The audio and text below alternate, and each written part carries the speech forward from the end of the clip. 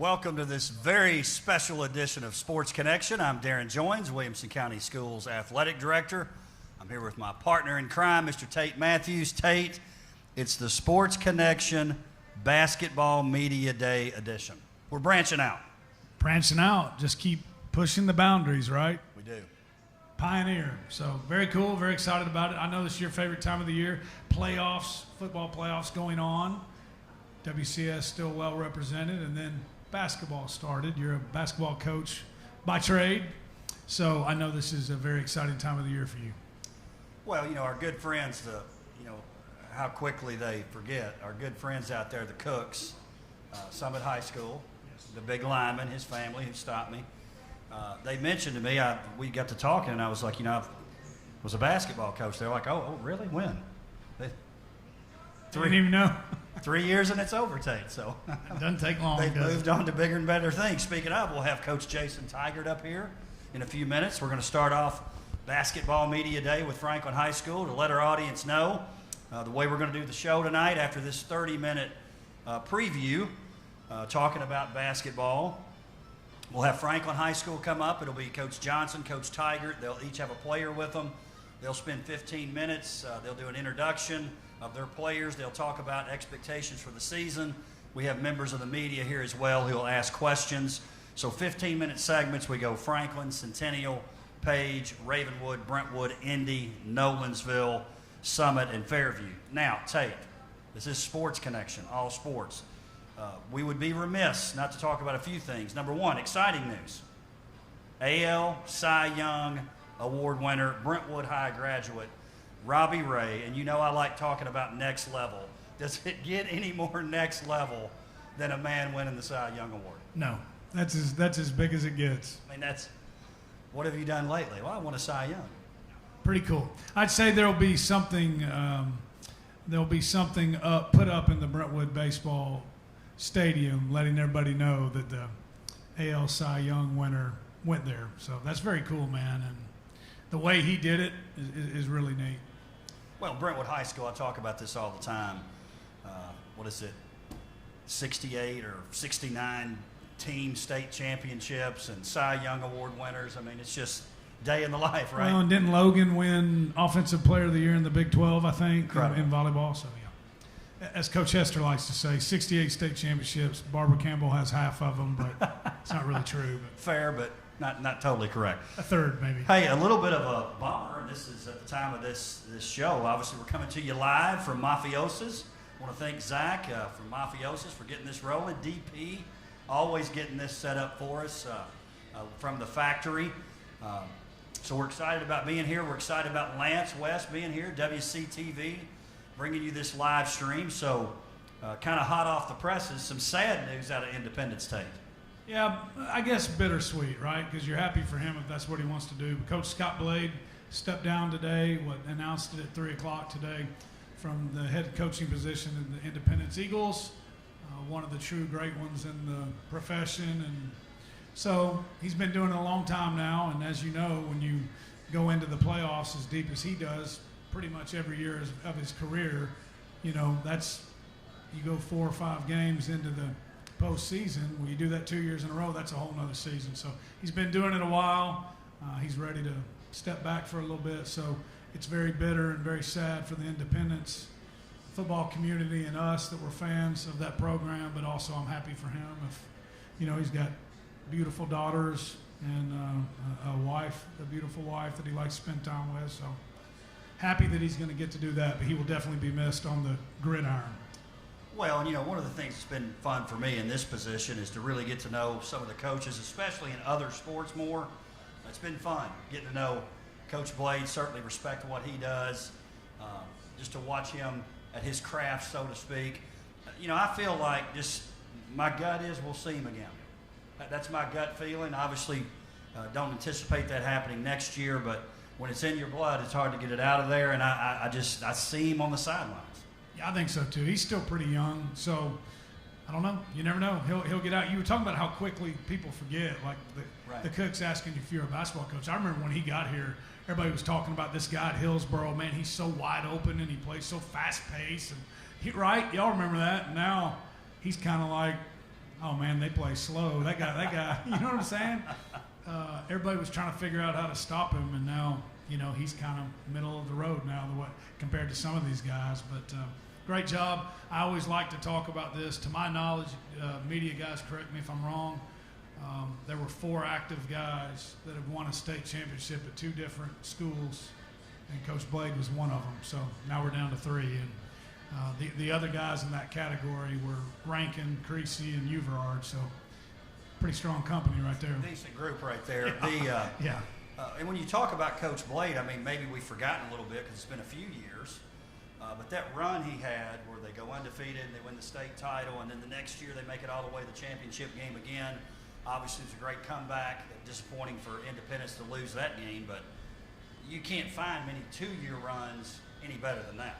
No, and I can't remember who the D2 AAA was. Might have been Brown Academy, but they were 5A that year just by enrollment. The year they won it went 15-0, but I don't think many people would argue that they were the best team in the state, any classification. Yeah, Dr. Qualls and I were talking about that today. And well, of course he thought they were. Yes, yeah, the ultimate homer. And somewhere Dr. Qualls has a little tear coming down the corner of his eyes. He loves the Blade Runner, as we all do. He dubbed him that, right?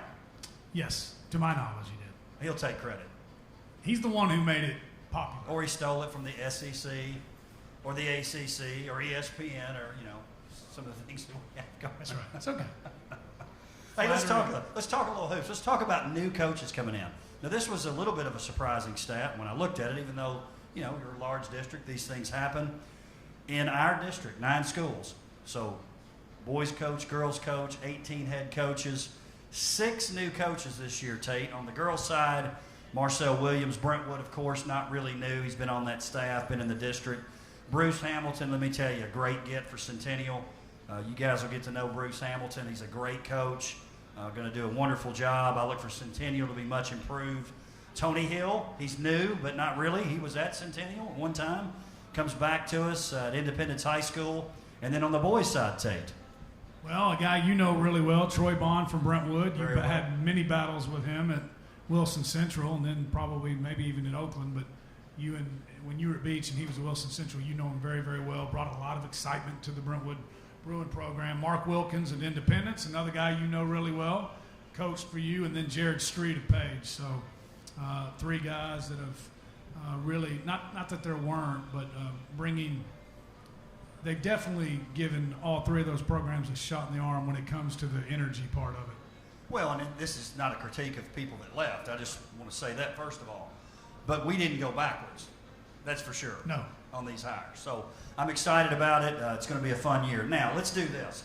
Before we talk about each school, and we'll start with girls basketball, let's do this because we've talked about it some, but really it means more now because we have basketball season starting. You and I have been on record.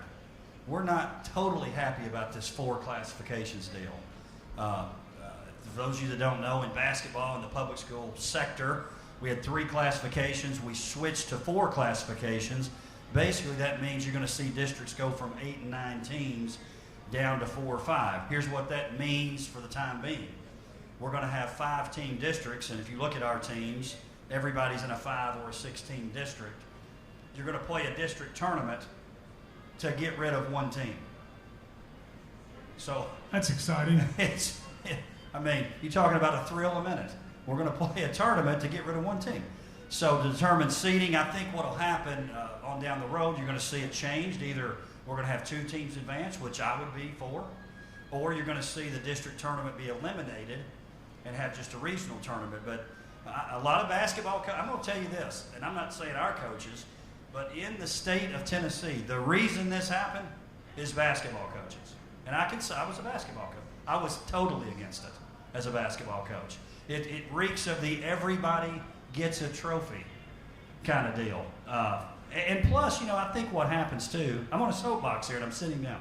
I think what happens too is, and I've said this year after year, when you have to explain the postseason to your parents every year, it's not a good setup.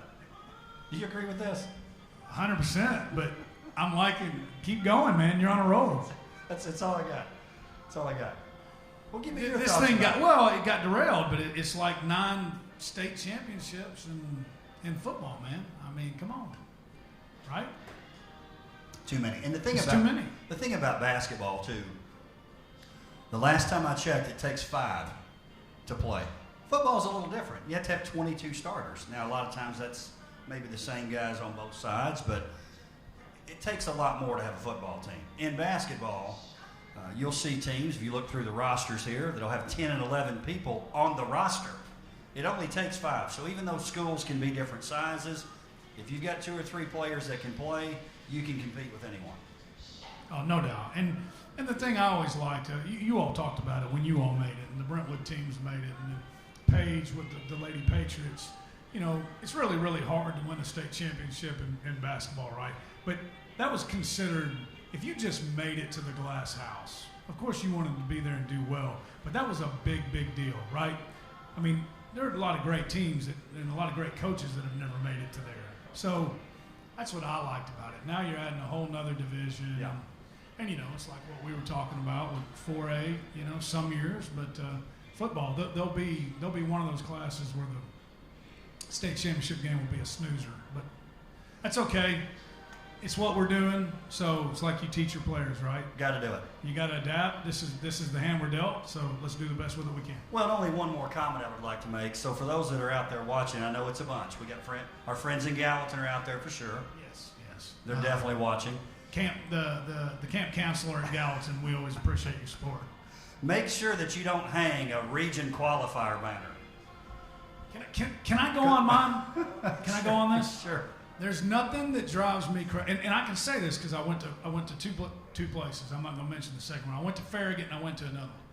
There is nothing in this world worse than a letter jacket that has a patch on it that says Region 2 3A third place finisher, or just don't put that on the letter jacket. Right? I agree. Charles, you with me on this? Where'd you go to in Alaska? Sandovia. Did you all have Region 4A third place tie qualifier? Oh, okay, thank you. It's different. Hey, let's jump right in. So they did that at Farragut. That's why I'm scarred by this. It's no good. It's not good. Let's talk about how we're broken up. So if you're talking about Class 4A, so in District 11, it's now Brentwood, Centennial, Franklin, Hillsboro, Overton. District 12, and these teams obviously match up in the region tournament. Independence, Nolensville, Ravenwood, Summit, Columbia. When you're talking about 3A, you get Page. They actually stayed 3A. And I'm going to argue this. On the girls' side, it's going to be tougher to get out of that region than even being in 4A. You got teams like Livingston Academy, Macon County, Stone Memorial, Upperman. There's some really good teams in that region. So Page stays at 3A. And then 2A, you've got Fairview. They're in a district with Cheatham County, Harpeth, Sycamore, White House, Heritage. So it's going to look a little bit different. And the thing that I hope doesn't happen, but it's going to naturally happen, our games are going to lose a little bit of that rivalry. Even though when you have Brentwood playing Ravenwood, it's not a district matchup, it's still going to be exciting. It's the Battle of the Woods, or Wood. But it's not a district game, so it's a little bit different. I don't think you're going to have a hard time them getting up for that one, but Bad example. I do understand what you're saying. And you were talking about Fairview, man. You look at that region they're in, and you didn't mention District 10. They got Loretto and Summertown in there. I mean, that's a tough one. But back to the Region 6, I think on the girls' side, and I believe I saw the Hall of Famer Jay Johnson back there, so you can ask him. I think on the girls' side, Brentwood, Franklin, Centennial, they got to really like District 11. I think they do. I think you're going to see those three teams advance for sure. In fact, I'm going to say on both sides, you're going to see them all advance to the region. So we're going to play the old district tournament for this year's region. That's right. There you go. Which will be great. It'll be great. So let's talk about this a little bit. Let's start with girls basketball, and we'll just go in order. And we'll forget regions and districts. We'll just go right down the list. Let's start with Brentwood. Last year, 24-6. District tournament runner-up, lost in the region semis. Lost some players, obviously. Amelia Osgood would be the most noticeable, but a couple of great players coming back. Sydney Ryan being one of those. Caitlyn Lorenzi. Marcel Williams, don't feel sorry for him. They've got a pretty solid squad. Oh, without a doubt. And you mentioned Sydney Ryan, who can she's kind of changed the way basketball's being played around here right now. She can and will shoot it from just about anywhere. And Caitlyn Renzi, she's really gotten better. Took a much larger role last year, and she's someone that they're definitely going to be counting on a lot. A coach's kid, and her dad Greg coached her growing up in at Brentwood Middle, so she knows the game. But I don't know. You always say this, and then you look at somebody else, but when you look at Brentwood, you mentioned Amelia and then Sophie Rost and Chloe Wampler. I would say they probably lost as much as anybody that we're going to talk about tonight. No doubt. And then you take a look at a team like Centennial. New head coach Bruce Hamilton coming in from Alabama, very successful coach. Got a lot of players back. Sheraton Foster, somebody we've been talking about a lot. Tyra Petway, another young lady who's back. Harper Klein, who's going to be here tonight with Coach. That's a team that I think you're going to see the biggest jump when you're talking about wins and losses. They won't be 2-14 this year. Negative. No, they won't. And we've talked about it. That's a place where they've just been so much turnover with the head coaching position there. If they can ever get some consistency, Coach Hill did it, right? They were a half-court shot away from going to the state tournament. So it can be done. Coach Hamilton's won a lot of games. You can luck into a couple of winning seasons and not be very good. You can't win as many as he did in Alabama and not know what you're doing. So I'm with you. They've got the easiest record to have a big jump from, but I think you're right. They will, because they only won 2 last week. But I think you're right. They'll have the biggest jump of anybody. A team that we were excited about last year, and good on Coach McGowan, who works hard and had a team that was 20-9 last year at Fairview. Lost in the region semis to Creekwood. A little bit of a disappointment for them. They dominated so much during the season and maybe exited a little bit earlier than they wanted to. I've got some key pieces coming back. Summer Anderson, Riley Dillingham, Mary Jane Kenton, Casey Mullins. The loss of Kelsey Gossage is going to be tough, but I expect them to have another great year. Franklin Admirals, Coach Jay Johnson, who's here. They'll be first up here in a few minutes. And again, it's Sports Connection live from Mafiosos in Franklin. Thank you to WCTV and Lance West for live streaming this thing. But Franklin will be up here in just a few minutes to talk about their team. Another team that I think can make a jump, 10-16 last year. Very competitive, played really well, especially at the end of the year. Players returning like Jean Costello, Amy Elliott, Lila Gardner. Now, Independence, Tate, is a team that has 2 new head coaches on the boys and girls side. Talk about the return of Tony Hill, and again, I think it's another team you're going to see jump. Well, yeah, 3-21 last year, so that's going to go up, and you talked about it. Tony Hill, Coach Tony Hill, is a new coach this year, but he's not new to WCS. He had his run at Centennial, and then, I believe went to Portland, right? And then was at Riverdale. So, the level of basketball they're playing there too. So. He knows what he's doing. He knows this district, this region, this area, and again with 3 wins. And they were young last year too. Coach White, Coach White got thrown into a kind of a different situation last year, so I don't want to. You know what I'm saying? It wasn't like she didn't know what she was doing, but he'll come in there, he'll fix that, give us some stability, and you can definitely count on more than 3 wins this year. Nolensville, Coach Ladd coming back as a head coach. Doing a great job. Lost some key pieces with Cayman Ladd, Zoe Pillar, who I know you're a big fan of, but do have Paige Dickinson, Sarah Grubasic back. Listen, this is a team, I think they're a solid team. The teams they've had the past couple years, it might have been a little bit easier to make that move up, but they've got that program going. Nolensville Athletics certainly in a good place. Page High School, I would argue on the girls' side, they're in 3A. I don't even think it's an argument. They're the best team. They're the best team in WCS. It's pretty interesting when I got the information for our media guide, and thanks to Brooks Taylor and Christian Taylor for working on the media guide. We're providing those to all the media members who are here tonight. They did a great job on that. We had a photo shoot, which was a lot of fun. We've got 3 OTL students here tonight who they're everywhere, right, doing things for us. Tia Atkinson, Caitlin Cohey, McKinley Johnston, so appreciate them being here. But it was interesting when I asked the coaches, hey, send me your key returning players and key players lost. And when it said key players lost, Coach Brock said none. And this is a team that last year They win the district tournament. They win the region tournament. They lost in the state quarterfinals to a very good Maryville team, but they're loaded. They're loaded. And like you said, they didn't lose anybody. Yeah, they're the best team in 3A. They're in a nice region, nice district. But yeah, and especially the District 8, nobody's going to play at the speed that Coach Brock and the Lady Patriots play at. Ravenwood High School. Coach James back for another year. Lexi Erickson, who had about 7 years of eligibility, she's finally gone. But we've got Elizabeth Flynn, Reagan Grimes back. So look for Coach James and Ravenwood to still be a very competitive team. 13 wins last year. Lost in the district quarterfinals. They're going to move on to the region this year for a lot of reasons. Obviously, there's less teams, but I think they're a quality team that'll move on.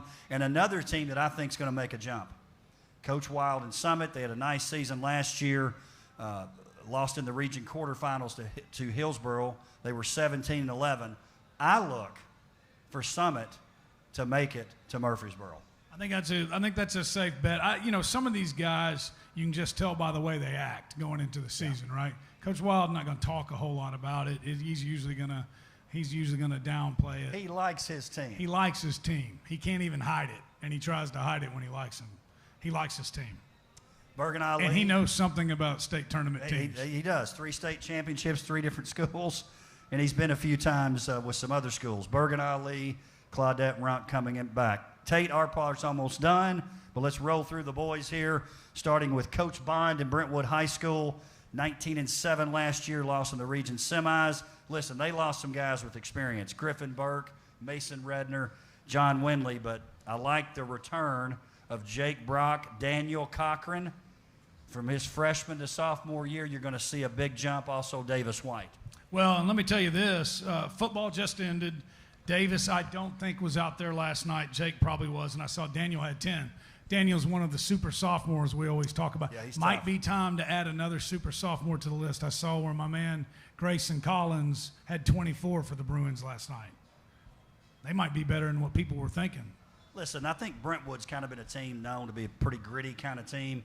It's going to get amped up another level with Coach Bond. His teams play great defense, and they're always physical. And I will say this, and I say this in a complimentary way. They're always on the edge because they're so competitive and physical. Sometimes it's not bad, but when you play his teams, you better be ready. That kind of comes from the practice court, doesn't it? No doubt. Yeah. No doubt. And again, I say that with all due respect. Another team that plays with some toughness, Centennial High School, Jeremy Moore, back for another year. Lost a key player, especially in Patrick Garrett, but he likes some guys he has back, including Matthew Bussing, Joe Nelson, Devin Reed. I look for Centennial to have a strong year. Fairview, again, it's not really quietly because we know about it. They just keep getting it done. Coach McCoy's doing a nice job, and I love the pieces he has coming back, in particular, Mays McCoy, Kennedy Pendergrass, who, as a junior, was a Wilco finalist. Yeah, and they were both the quarterbacks of the team this year, so both dual sport guys. Probably take them a little bit of time. It will. To get into basketball shape, but Fairview is one of those teams. Look for them. It might not look, the record might not look great November, December. January is when you need to be paying attention to them. No question. The Franklin Admirals. Now, listen, this was one kind of the opposite of Coach Brock. When I sent this out to Coach Tigert, hey, key players lost, he said, every starter. So, right? I mean, you're talking about Matt Thurman, Reed Kemp, 2 guys that maybe feel like they had 6 or 7 years of eligibility. Aiden Smiley, Taylor Spirito, Connor Bevan. But he likes Noah McGee, who's here with us tonight. Watch out for Tom Fortner. That's a young man that not a lot of people know about, but write it down. They're going to figure out who Tom Fortner is before this year's over for Franklin. Oh, yeah. It's going to be fun to see what they do. You're right. You don't hear that much, all 5 starters. So, but hey. Coach Brock might have to say it next year. They're ready. They're ready. He might have to say it next year, right? Nice pickup, Medalley, from both Medallies coming over from Brentwood. I think I saw where one of the Medallies had 30 points last night in the opening game. So obviously fitting in really well there at Franklin High School. So Coach Tigert hadn't slowed the game down any? He has not. Volume shooting. He's not against volume shooting. He and I talked about that. Listen, I told Coach Tigert, I don't even know if he's here. I can't see. we were talking about some different things. I said, hey, listen, Coach, listen. The more they score, the more you ignore. You didn't get back on defense. Listen, go to the water cooler, get you a drink, give him a shot to rest up, and then it's easy for me to say now, right? Does this next guy take that philosophy? Yeah, probably. Mark Wilkins. Love Coach Wilkins, new coach at Independence High School. Listen, again, I'm not trying to. He's got a guy that he's under key players lost. I got him in the wrong spot. Sorry. Yeah, you would have loved him because he's never met a shot. Yeah, they're actually reversed. There's a mistake. There's reversed.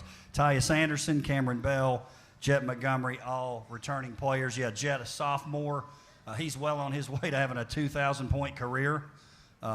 Excited about Coach Wilkins being here. Independence lost in the district quarterfinals to Page. I feel like, at least at the beginning of the year, it might change. If you're talking about Williamson County schools, my personal opinion, the two best teams, Ravenwood, Independence, at least as the year starts. I think it obviously can change as the year progresses. But I think starting out, those are the two best teams. Any thoughts about that? I think Brentwood thinks they got something to say about it. And Franklin, I mean, all of them do. Everybody does, right?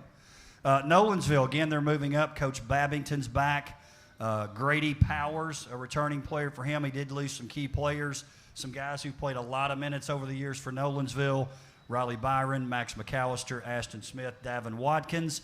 The Page Patriots, you mentioned new head coach Jared Street. They had some big losses with guys graduating, in particular Jaime Hernandez, Thomas Seaman, but they do have Pierce Brule back. And I do think for the boys team, with the youth that they have and where they're at in their program, being in the district and region they're in is probably better for their team right now. And then when they move back to 4A in a couple of years, they'll be ready for that. No doubt. Yeah, this is where this worked out really, really well for them.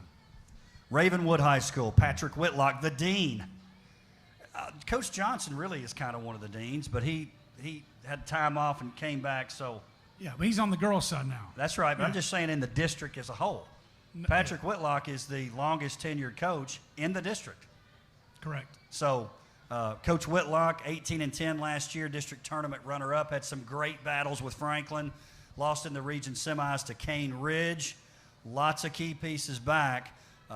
Jake Mulder, to mention one, Matt Williams. And listen, remember this name, DJ Starr. Just like Coach Hester, Ravenwood basketball did a great job in the transfer portal. You like him, huh?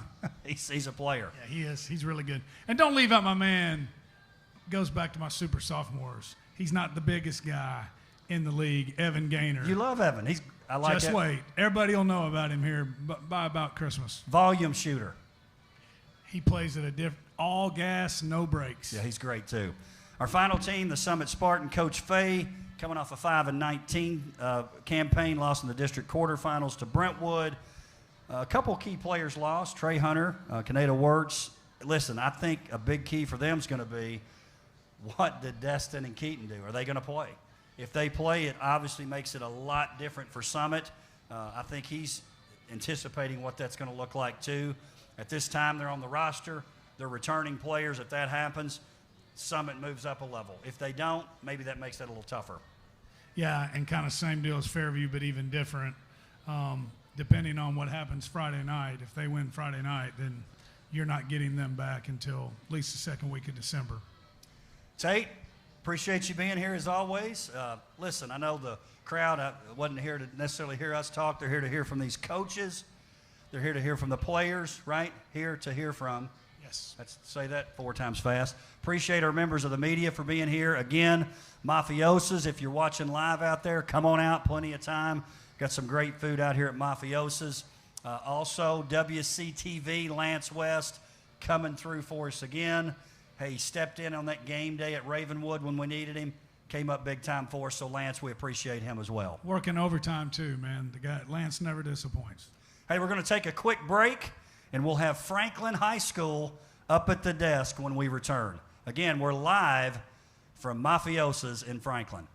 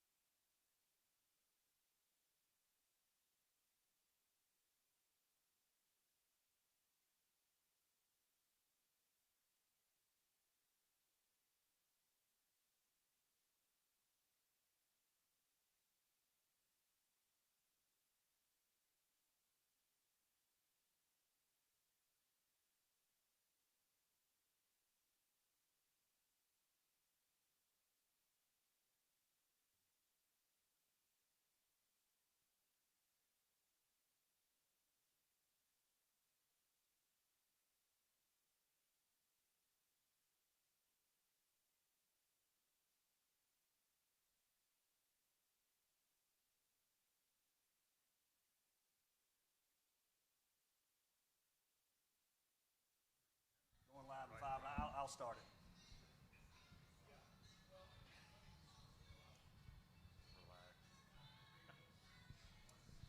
We are back at Mafiosis for Basketball Media Day. First up, we have Franklin High School. We have Coach Jason Tigert, head boys coach at Franklin. We've got Jay Johnson, head girls coach. The way we're going to do this, much like our Football Media Day, we'll start off, we'll have Coach Tigert, Coach Johnson introduce the players that are with them, and then they will give a little preview of the season, sort of their expectations, and then we'll take questions from the media.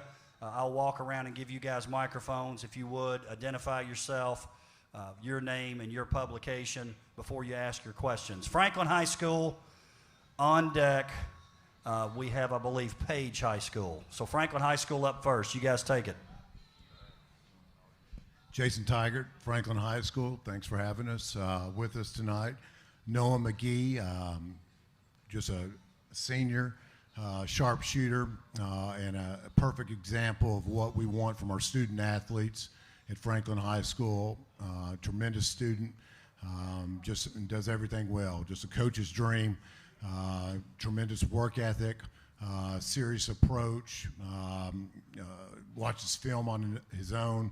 Just basically does everything that you ask as a high school basketball coach, and just a super mature young man. Jay Johnson, girls coach at Franklin High School. I've got Jean Costello with me.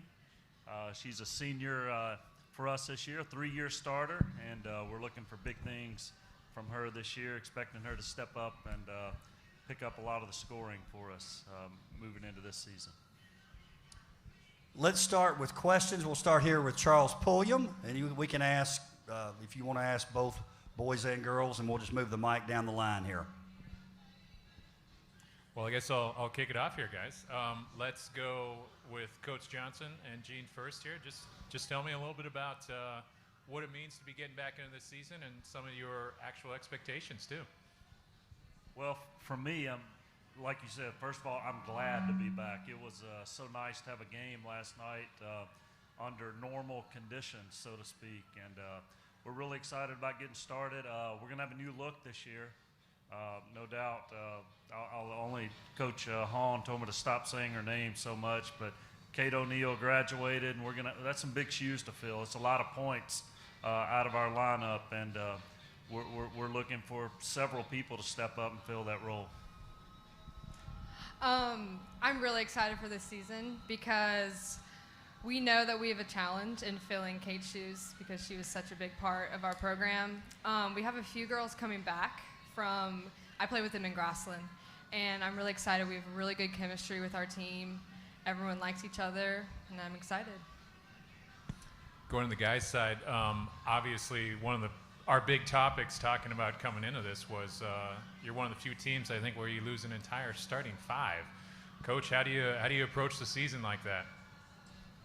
Well, that's why you have a JV program. That's why you got 9th grade programs. That's why you practice every day. And the thing is, we have taken our program and we treat everybody and try to develop them throughout their time at Franklin High School. And so these guys have been through battles, and we lost huge production, but these guys have been waiting patiently. They've been battling, and the thing is, I know maybe we're not picked to be at the top of the standings this year. You've got great squads, and Brentwood's got a tremendous team, and Centennial has high expectations, and I don't know where everybody's picking Franklin High School, but I know these guys believe that we can compete. We have a great approach every day in practice, and I think we just are a team that we had a good summer and continue to get better every day. Well, obviously, as we lose our 5 starters, I think it sets us up because we got to learn from them. I got to play behind Reed, and he's a great player. I got to guard him in practice every day. He improved my defense. My defense has been the best it's ever been. But I think it doesn't change the fact that we're still planning on trying to go district back-to-back champions and trying to win region and then make a state run. So that's the goal at the end of the day, and try to win as many games as possible and do it together as a family. So yeah. Coach Tiger, this is Chip from the homepage. Jack Medley, I think, had 27 points in the opener. What did you think made him so effective, and how much of a big role is he going to play for you this season? And no doubt he's going to be an impact player. He's a big body that can score the basketball. People talk about the scoring production from last night. He also had 14 rebounds. And so we're really trying to challenge Jack, not only to view himself as a scorer, but how can he help in other ways? And can he be a player that rebounds the basketball? Can he defend positions 1 through 5? And can he make those kind of blue-collar plays that we demand out of all our guys and win 50-50 balls, dive on the floor? In today's film session, we identified a lot of those ways. So, he's got tremendous upside, and we just hope that he continues to embrace other aspects of the game, and we know he will. And no, I think you guys had 10 three-pointers the other night. How important is the three going to be? And it seems like we see this every year from Franklin, shooting a lot of threes. Well, yeah, no doubt. I mean, that's, the game is definitely moved that direction, and we feel like with Noah here, we've got one of the best shooters in the league, and so the three ball is always going to be a big part of our offense at Franklin, and it's one that, we feel confident in positions 1 through 5, being able to knock that thing down.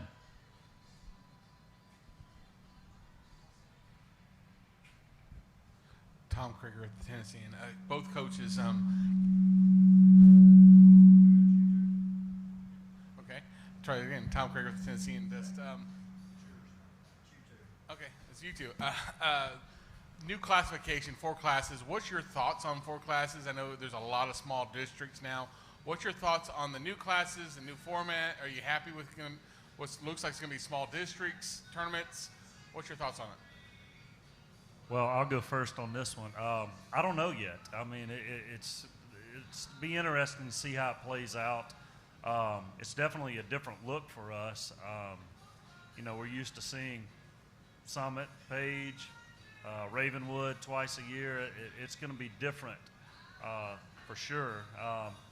But as Coach Joins pointed out earlier, I've been around long enough where Hillsborough and Overton were in our district several years ago, back in 11 AAA when we were there. So it'll be interesting to see how it plays out.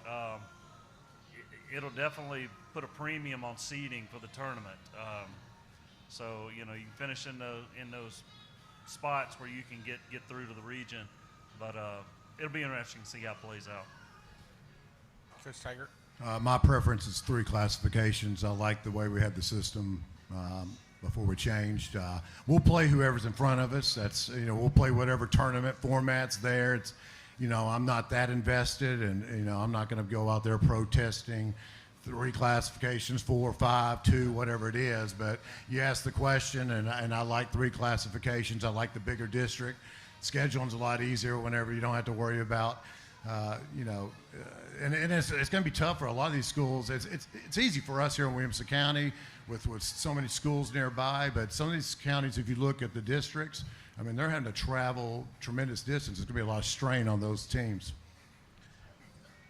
Coach Jay, you mentioned losing Kate O'Neill. How is this team different without Kate O'Neill? As far as like a different persona, are you more guard oriented? What's the identity of this team? Yeah, we are definitely have a different look now. We're going to resemble Coach Tiger and the boys a lot more. You saw last night, for example, you saw a lot of 3-point shots going up, which, in the past that's not been our strength. But this year it's going to have to be. We're basically starting 4 guards and a wing. We really don't have a true post presence right now, so we're definitely going to rely on the 3-point shot and the perimeter game a lot more than we have in the past. Coach Tiger, obviously, like you said before, you graduated your starting 5, and obviously one of those was Ray Kemp. And is it going to take some time to really know this team as far as who's going to be the scorer on this team, who's going to be the guy that, hey, when we need a bucket, this is the guy to do it? Do you think with so many new starters? Well, we had a tremendous summer, and we took advantage of all 10 competition days, and and really got after it in practice. And so we really figured out some things this summer. Going down to Memphis for the BCAT was really good for our team.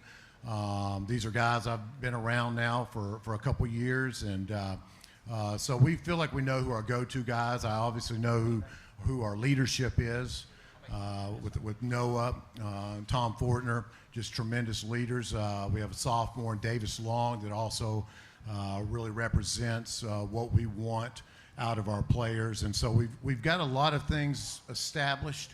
But with that said, I do believe we'll be a team that does get better throughout the year as we continue to learn. We have with the new additions, with guys that were just in our JV program that didn't even suit up varsity, kind of filling out what they can add to the table.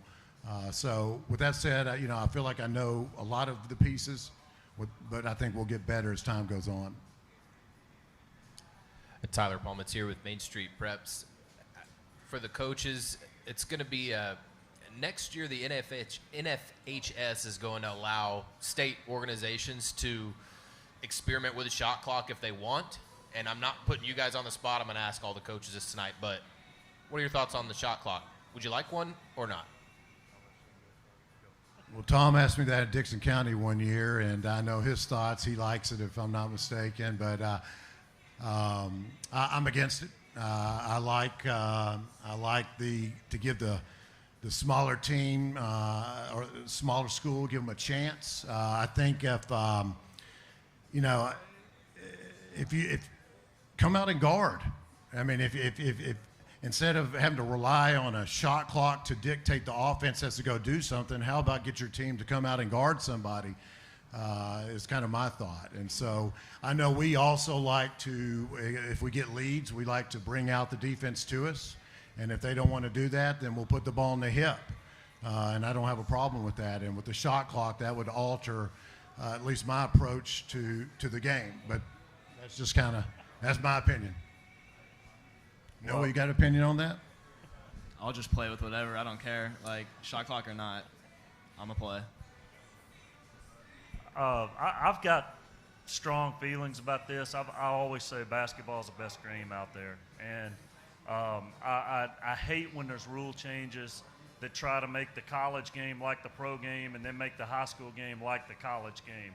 I think they're three distinct levels of play, and I like the differences in those. And I never do like rule changes where you try to, again, turn college players into pro players and turn high school players into college players.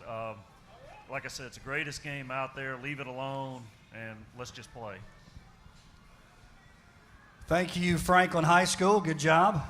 Good luck this season. Next up, we have Centennial High School, and on deck will be Page High School.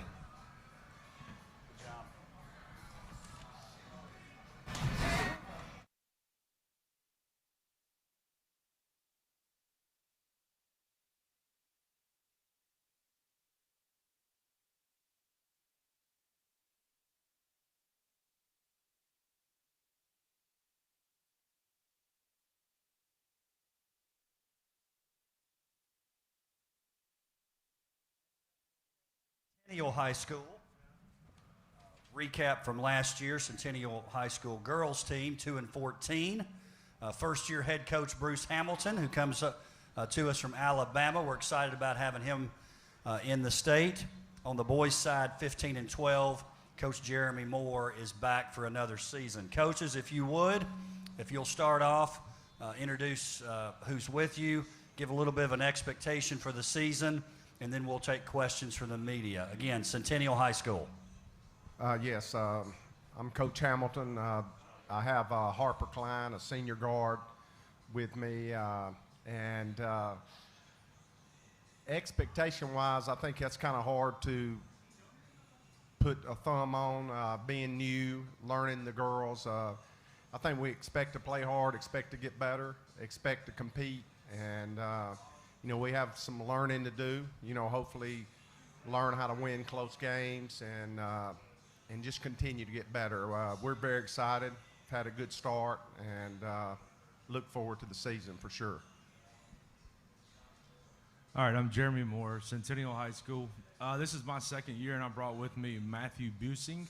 Matt is a senior for our team, provides us with great leadership. He's one of the hardest working kids that I've ever coached.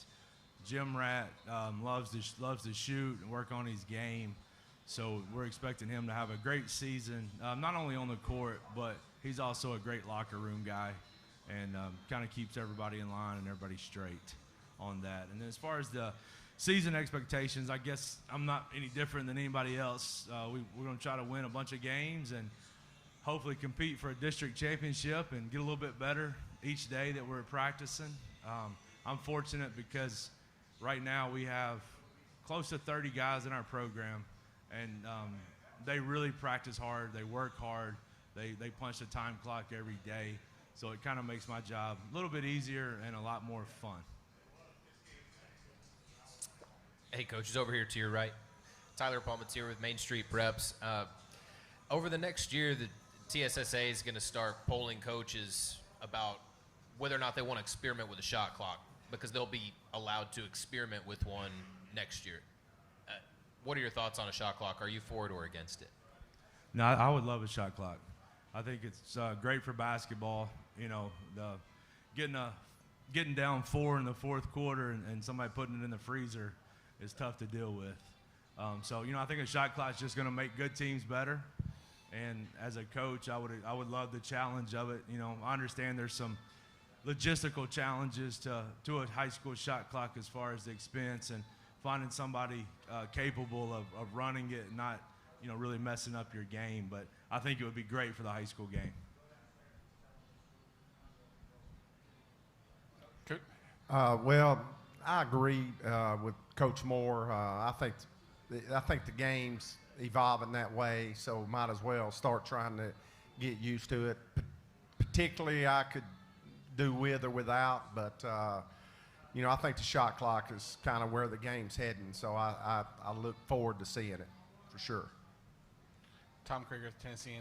Coach Moore, start with you. TSBA added a 4th class this year that has also presented a lot of very small districts. What's your thoughts on it? Would you wish you stayed at 3? Are you okay with these small district tournaments? What's your thoughts on the whole situation? Well, being in Williamson County, I would have loved to seen it stay 3 classifications. I mean, I loved our district. We had unbelievable district crowds almost every night we played. Didn't matter if it was a Tuesday or Friday night. Now, you know, I think most schools in the county have done a good job of scheduling, and now that's just turned into region games for us. But it won't have that same meaning that when you're playing for a district tournament or district championship. So if I had my preference, I would have loved to stay 3A and us keep a big district and small travel. You know, I think it's great for the kids. It's great for the student section. It's great for the communities. Coach Hamilton, what's your thoughts? I think from where you were, there were a lot of classes. So going from 3 to 4 is a big thing here, but maybe not so much for what you're used to. Well, I really can't comment on it because I'm not familiar enough to really say. I don't know what it was in the past, so I just have to line up and play who's in front of us. So I don't really have an opinion on that. So I'm sorry. Jeremy, do you see this? Does it seem like everything's back to normal now as far as, you know, after last year with all the restrictions and everything? Does it feel like life is back to normal as far as basketball? Yeah, I think for the most part, you know, last night we played at Clarksville Northeast, and it was great to have the bench tight again, didn't have the 6 feet of space where you couldn't talk to every kid. You know, after the hard-fought game, we were able to shake hands with the other team. And, you know, I think that's a really important lesson that we've got to teach these kids that we had to get away from with COVID. But for the most part, I feel like, you know, we're back to normal. We're hoping for great crowds at Centennial and just excited for the season. Both players, same question. Does it feel like life is back to normal as far as, at least on the basketball court for y'all? Does it feel like things are back, both players? Yes, I think so, definitely. Last night was fun to be able to interact with people on the bench and, you know, to coach not only who's on the floor, but who's with you, behind you, and sitting with you. So, yeah, it was a good environment and definitely much more fun for sure. And the players? Start with Matt. I'll go first. I agree with him most definitely because spread out last year where you couldn't touch guys on the bench and dap everybody up and stuff like that. This year when you're all together, all cheering each other on together, it's way better in my opinion. So yeah, I feel like things are back to normal. Yeah, I definitely feel like we're back to normal too. It was weird having like the benches, like the seats all staggered, and had to wear masks on the bench. And this year we don't have to worry about people getting quarantined or as much. Like we would struggle if we had people out for COVID.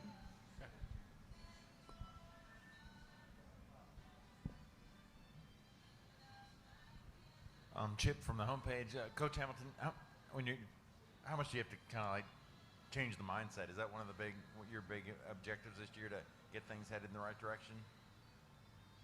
Well, to be honest with you, when I got there, we've got a good senior class. We've got a good group of ladies. We've got some good players. I mean, we really do. And so I think just we've had some fortunate, tough luck and some other things. So, yeah, I think learning. I think winning is a learned behavior, and so I think we've got to do things to win. We were fortunate to win last night. We didn't play outstanding. We've got a lot of growth that needs to take place, and but listen, we have an outstanding senior class. Harper represents about 7 seniors, and they're really a good group, and it's been fun for sure. And Coach Moore, what are some of your biggest takeaways from the season opening win? We're playing a lot of young guys. We think they got a chance to be really good, but a lot of inexperience. So everything that happens in a game right now is a learning experience. I thought we did a really good job defensively, but we had a hard time putting the ball in the hoop. And unfortunately, basketball is a game of putting the ball in the hoop. So, I think we just got to continue to get better. And, I love my team. We've got a good mix. I think we've got 6 seniors, 5 juniors, and 4 sophomores. Right now, starting 2 sophomores. So, we think we got a chance to be pretty good and be super competitive. Coach Hamilton, Charles Pulliam with the Williamson Herald. Want to know a little bit about what this transition's been like for you and what you've taken away from the last few months of getting to know the area a little bit too. Well, obviously this is a beautiful part of the area and a great place to be. I've really enjoyed Centennial, but most importantly, I've really appreciate the young ladies and how much they, I think, have appreciated the time we have put in, and it's fun to come to practice. I wish we were a little more consistent in what we're doing, but it's been a wonderful experience. It's been a long time since I was at my last school for 16 years, so it's kind of been a long time to dabble in this, but this has been very fun, and I love what I'm doing, that's for sure. It's great, and we look forward to the season. Kind of keeping with this too, Harper, tell me a little bit about what it's been like having another coach step in and what it's been like to have Bruce with you here. So we had our first coach since I was a freshman, and so this is definitely a change for me having a new coach. I love it though. I love how he's coming here with like fresh eyes, and he gives everyone a chance, and he sees everyone's potential. And he's just also the funniest coach I've ever had. He cracks us up all the time, and it's just good like that he can definitely take it serious, but not get carried away in it. And I don't know, it's been really great.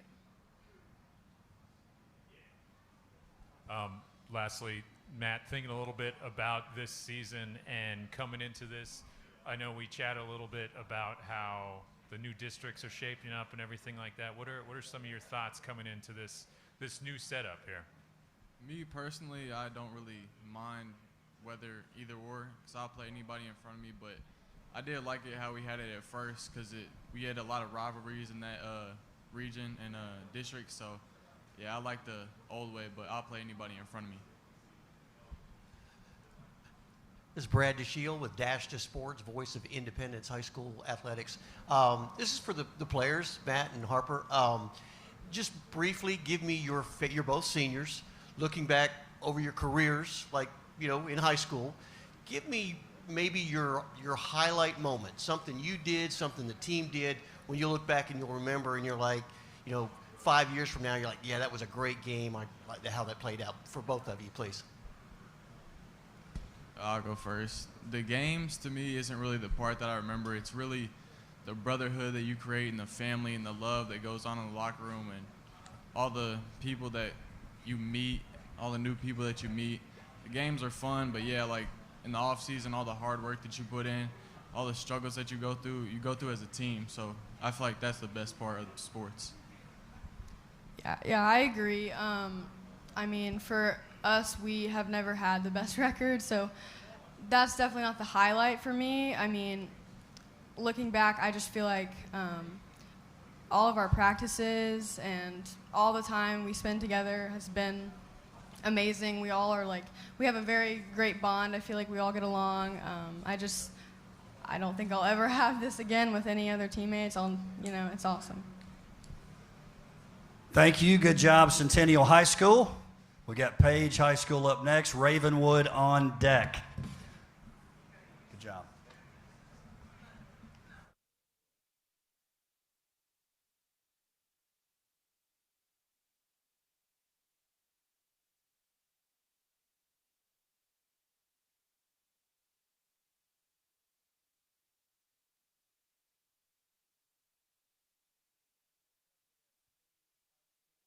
Ron Brock of the girls team. We have new coach in our district, Coach Jared Street of the boys team. Coach Brock, 22-7. Last year, district tournament champions, region tournament champions, state qualifier, all starters back. Coach Street coming in as a new coach in the district.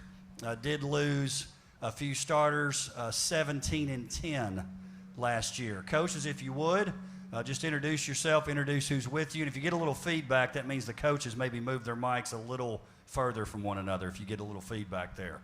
Coaches, you've got it. Ron Brock, this is about my 7th year, and I brought Lily Wilkins with me her senior year.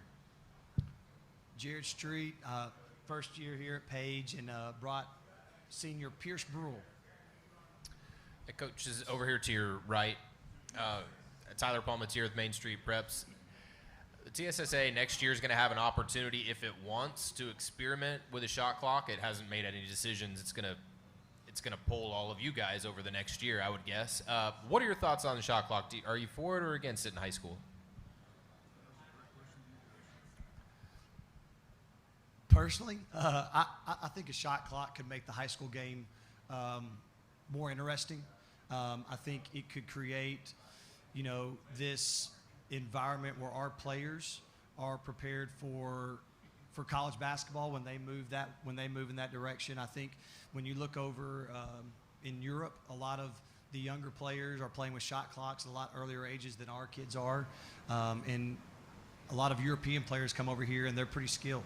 So I think in some ways the shot clock can create an environment where our kids become a little bit more skilled, can be better decision makers. I really think it would be a nice addition to the high school game. I would enjoy getting to coach in that environment. I would welcome it, and I know that there are some logistical issues, but I think that's something that we certainly can overcome if it makes our game better. Not for it. That's it. Yeah. You don't have to mention it. You don't have to say more if you don't want. No. There's. You can ask anybody in here. Sometimes we'll hold the ball, but still we're pushing the ball the rest of the game. They're getting we're going to score way before the shot clock goes or get a shot off most throughout the game and stuff like that. But it's a game of if the other team's going to play defense and they're going to sag back in and set back in with everybody with their feet in the paint, is it our responsibility to have to attack that if I've got good ball handlers? In a high school game, it's different than the college game, because in the college game, you're not going to get that. In a high school game, you will. So if we've got the ball, it's the defense's job to come get it. If they've got the ball, it's our job to go get it. So, no, I'm not in favor. Players, do you have any thoughts? You're welcome to answer it or not answer it if you want. As Coach Street said, it will prepare me to play in college. We'll have a shot clock. And to contrast with Coach Brock, I know he loves to stall and run for to score, but us players, we do not like it very much, and we like to get a lot of shots up. They do like to win, though. Coaches, players, Tom Krager at the Tennessean. Question for y'all. I mean, obviously we are adding a fourth class this year. You all will be in, I believe, in 3A. What's your thoughts on the new adding a class? It looks like we have a lot of smaller districts, which maybe small district tournaments, whatever. I think you guys for your region, I think would be going like clear up to the Upper Cumberland. So probably some added travel there. I mean, what's your thoughts on the added classification? I don't care where we play or where we got to going up there to play. It just puts more travel time in there, which is harder on the kids. That's the only thing that throws up a flag for me, is that we got to travel sometimes an hour and a half, where we had our district here. It was 30 minutes to get to the school. And it's a drain on our kids. It's not a drain on me. I'm retired. I can go anywhere and spend all the time I need to. But they shouldn't have to go that far. And there's some other logistical things too, with travel. Not being allowed to have buses for games and kids having to drive themselves throws up another flag with something happens to them on the road, who's liable, and liability comes in an issue. So with shortness of bus drivers and stuff like that, it makes it real tough on everybody. When we played here, it was no problem. And as far as the district sizes are concerned, here we had 9 teams, which didn't allow you for much outside of the district. Now, with just 5 or 6 teams in the district, it gives us more opportunity to schedule different things and different opponents, whereas before we scheduled 2 other teams and that was it.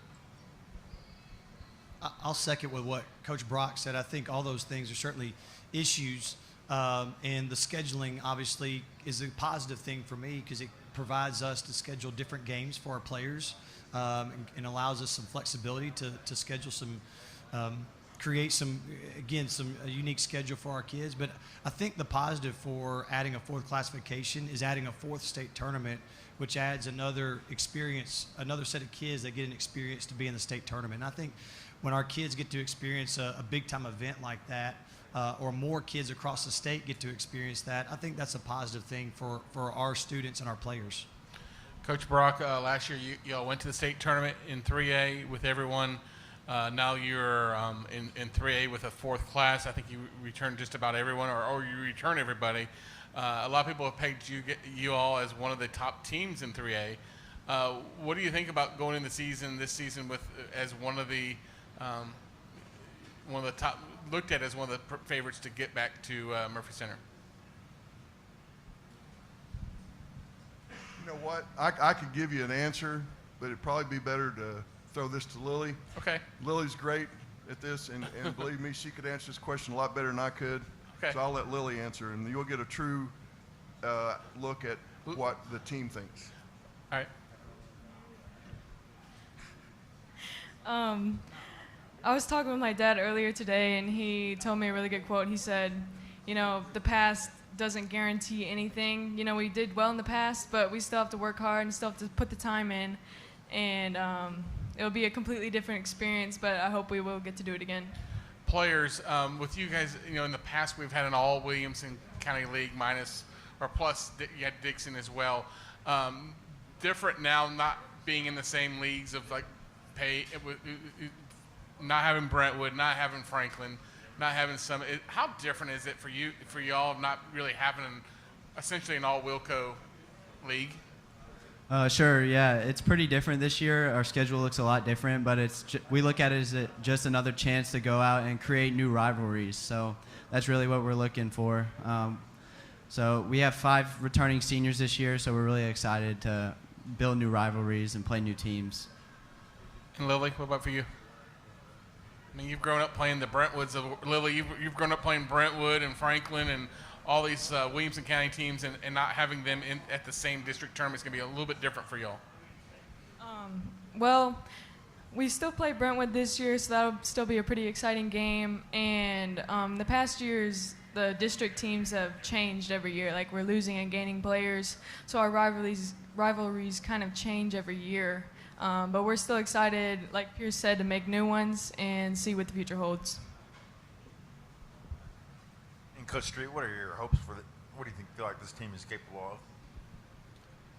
I tell you, this team, I really love coaching them. I think as coaches will attest, that's a big first step, and really like our team.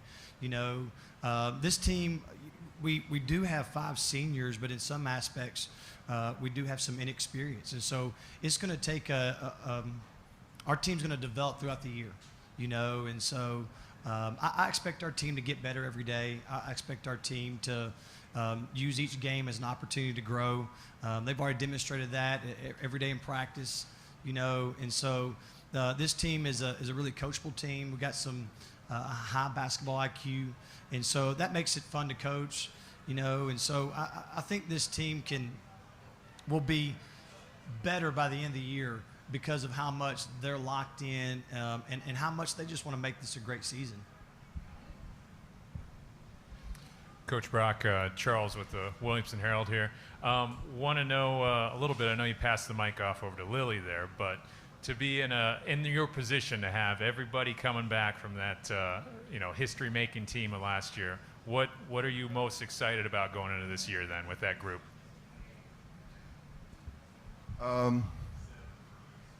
Probably the growth I've seen over the summer in some of our players that have put in a lot of work.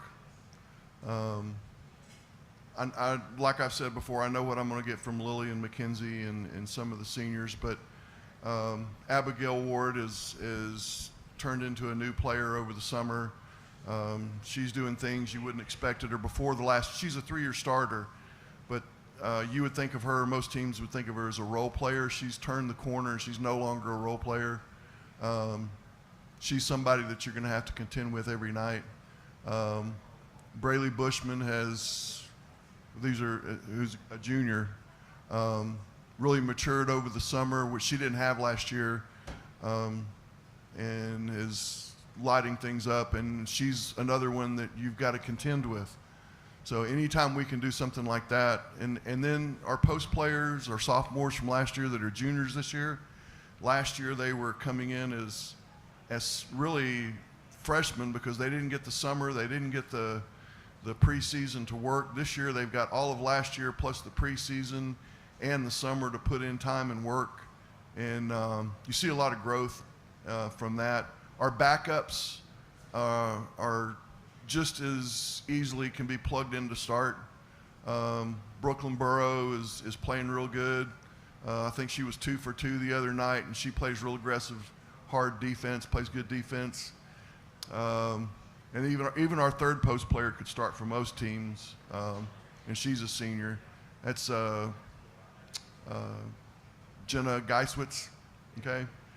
MC Pike, who's another sophomore. She's a junior this year. I think she's grown 4 inches.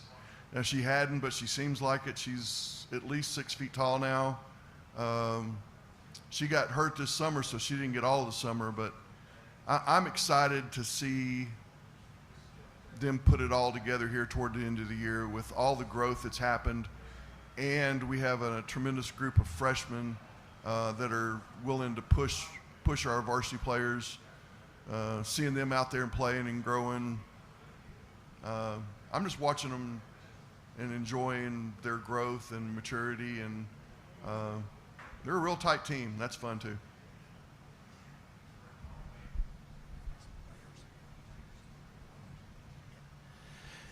This is Brad DeShiel with Independence Sports, Dash Sports Network.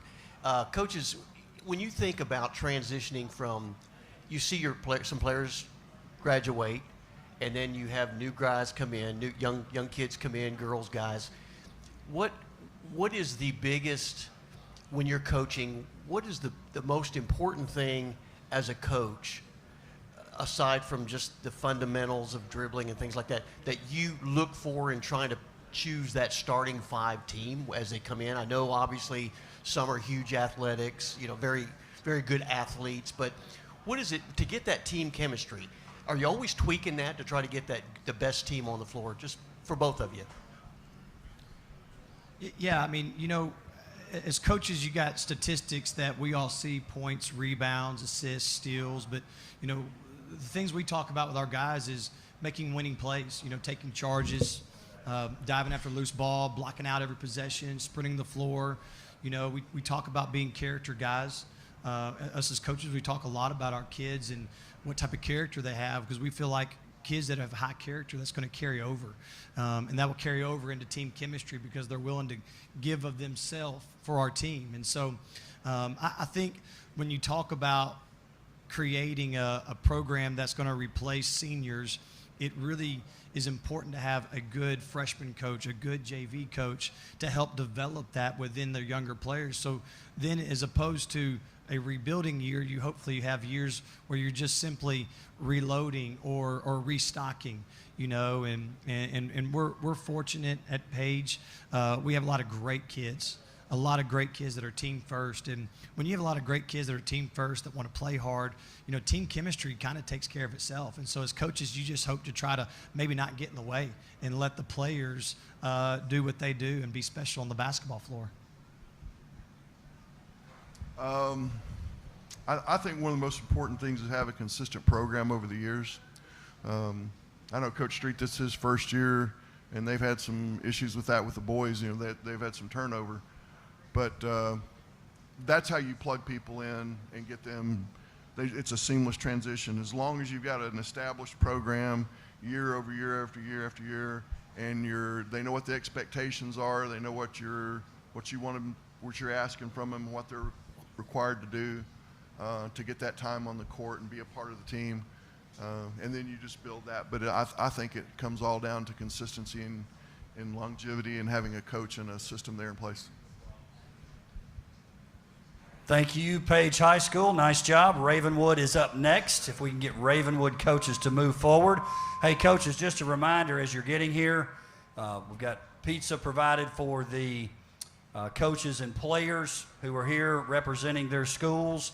You can go downstairs, let them know your school is here. They'll take care of you. Obviously, we have parents and other players here and families. Please place those orders. Great food here at Mafiosa's. Want to thank them for being here. Ravenwood, if you guys will have coaches in the middle, we'll have players on the ends. We have Coach Andrew James, girls coach, Ravenwood High School, 13-10 last year, lost in the district quarterfinals to Summit High School. On the boys' side, the dean of coaches in Williamson County in terms of basketball, in terms of years coaching, although Coach Johnson now can make an argument for that too, from Franklin High School. 18-10 last year, district tournament runner-up, lost in the region semifinals to Cane Ridge High School. Coaches, if you would, introduce who's with you, and also give some expectations for the season before we take questions from the media. All right, I'm Andrew James, girls coach. It's my 3rd year leading the girls program. I've got Caitlyn Johnson over here. She's a senior for our team this year. I'm really excited about our team. We've got a lot of good pieces. We're going to have some new faces playing.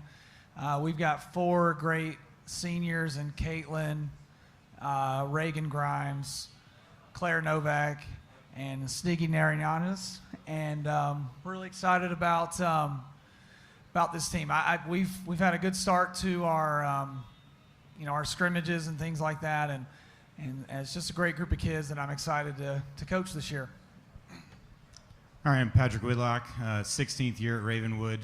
Got Jake Mulder, our senior forward here, who really just epitomizes everything we would look for in somebody to represent our program. Great student, great kid, hard worker. Has really elevated his game over the last couple of years and deserves the right to be considered one of the better players in our, not only our district but in Middle Tennessee. Very excited about the season. 18-10 last year. had a good season. In theory, we're returning 4 starters. Very excited about our prospects for this year, and we're just ready to get going. Coach, Chip from the homepage. Coach Whitlock, as the dean of the district now, what are some of the biggest changes that you've seen in the district and the game itself? I mean, I think overall the biggest change I've seen is just how competitive Williamson County basketball has gotten over the past 10 or 12 years. When I first got here, we had this long state tournament drought, particularly on the boys' side, and teams getting to a region final or a sub-state appearance was a pretty big deal. And then the last couple of years, just with the growth of the area, it's been a regular occurrence for us to have 2 teams in the state tournament. So I think just the overall talent level and the way this area has grown has probably been the most significant change. And then also essentially the Friday night atmospheres we've had have been really, really good as the popularity of basketball has grown considerably. Over here, Charles with the Williamson Herald. Jake, want to know a little about your expectations for the year? I mean, tell me a little bit about it. Obviously, Coach saying some good things about you getting started here, but what are we going to see from the Ravenwood basketball team? We started off good last year, and I think that's going to carry on to this year. We got a lot of returning guys, and I'm really looking forward to what we can do this year. And we really have a brotherhood in the team, I feel like. And we talk about toughness and winning plays a lot. And I think if we do everything we need to do, we have a good opportunity to go far. And on the same side, tell me a little bit about the girls' side. What are some of your expectations on the year? Like Coach Jim said, we got a really good group of girls, a lot of talent, and I think if we put it all together, we can go pretty far. Over the summer, I believe we did pretty well, and so I think we have a lot of potential.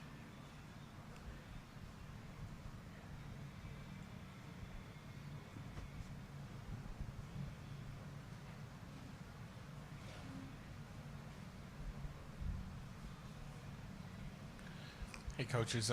First, Coach Whitlock, can you talk about? Heard a lot of stuff about a newcomer, new to the state. Can you talk about him and what he brings, and then also can you guys talk about the added classification this year, 4 classes? What's your thoughts on it? I know it's provided a lot of smaller districts. For you guys are still okay, but a lot of districts maybe added travel. What's your thoughts on that? And then can you talk about your newcomer? Yeah, so DJ Starr is our newcomer that transferred in from Normal, Illinois. I know it sounds probably a little un-PC to say this, but COVID has been very good to us. We've got a lot of kids moving to the area just across the board, football, basketball, etc. DJ is a dynamic player, but when I sat down with him and talked to him for the first time to kind of get a feel for who he was as a person, his biggest concern was being able to play on a good team. And the team he came from is not the team we have. We have a lot of good players around him, and really the success this season is going to be how does he complement those guys and how do our guys complement him, because we have a lot of good guys that were already coming back. So we're still working on the cohesion and the chemistry with him in the lineup, but he's a dynamic player and a kid that can score the basketball off the dribble and got some toughness, but like all players, he has things that he needs to improve on.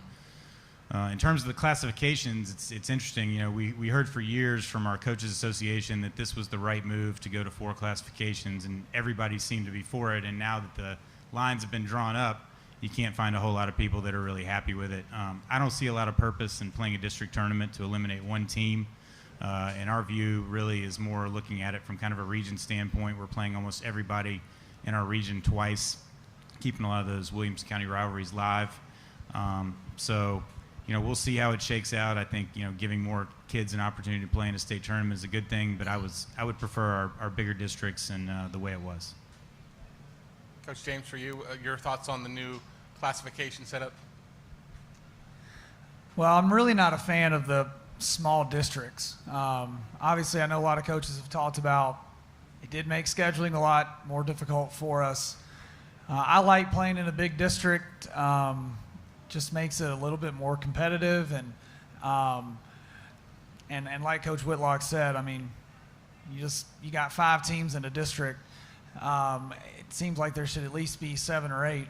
So I mean, as far as going to 4A, it doesn't really matter to me, honestly, but I do wish we had bigger districts. Coaches, Tyler Palmatier from Main Street Preps. I'm polling all the coaches tonight about a topic that has been talked about a lot in high school basketball. The next season, if the TSSA wants, it can experiment with a shot clock by national rule. What are your guys' thoughts on the shot clock in high school? Are you for it or against it? I'm 100% for it. I think from a coaching standpoint, it adds a lot of strategy to the game. I think one of the consequences of adding the shot clock that a lot of people don't talk about, the scores will actually probably go down. Shooting consistently with the shot clock running down and putting that kind of pressure on kids is something they're not going to be used to. But I think from a strategy standpoint, at least with a college background, I'm definitely all for that being added to the game. I would be fine with it. There's part of me that still wants to keep it the way it is, just because to make that distinction between high school and college game. I mean, I have benefited from us not having a shot clock at times. I've also been on the other side of it. So I'd be fine with it. It really doesn't make any difference to me. The style that I want to play anyway, I don't want to take 40 to 50 seconds off the clock to get a shot unless, we're trying to hold it at the end of the game. So I'd be fine with it, but I'm not really very opinionated about it, honestly. Sure. Jake, Caitlyn, you're free to answer that question as well if you would like. What do you think about having a shot clock in high school? I would be 100% for it. I honestly think it would make the game a lot more fun, and it would cause some changes in what teams do in the game, and I would be excited if it was implemented. I think it'd be interesting. It takes some time to get adjusted to, I think, for most teams. But our style of play, I think we like to get off quick shots, so I think we would benefit from it. Thank you.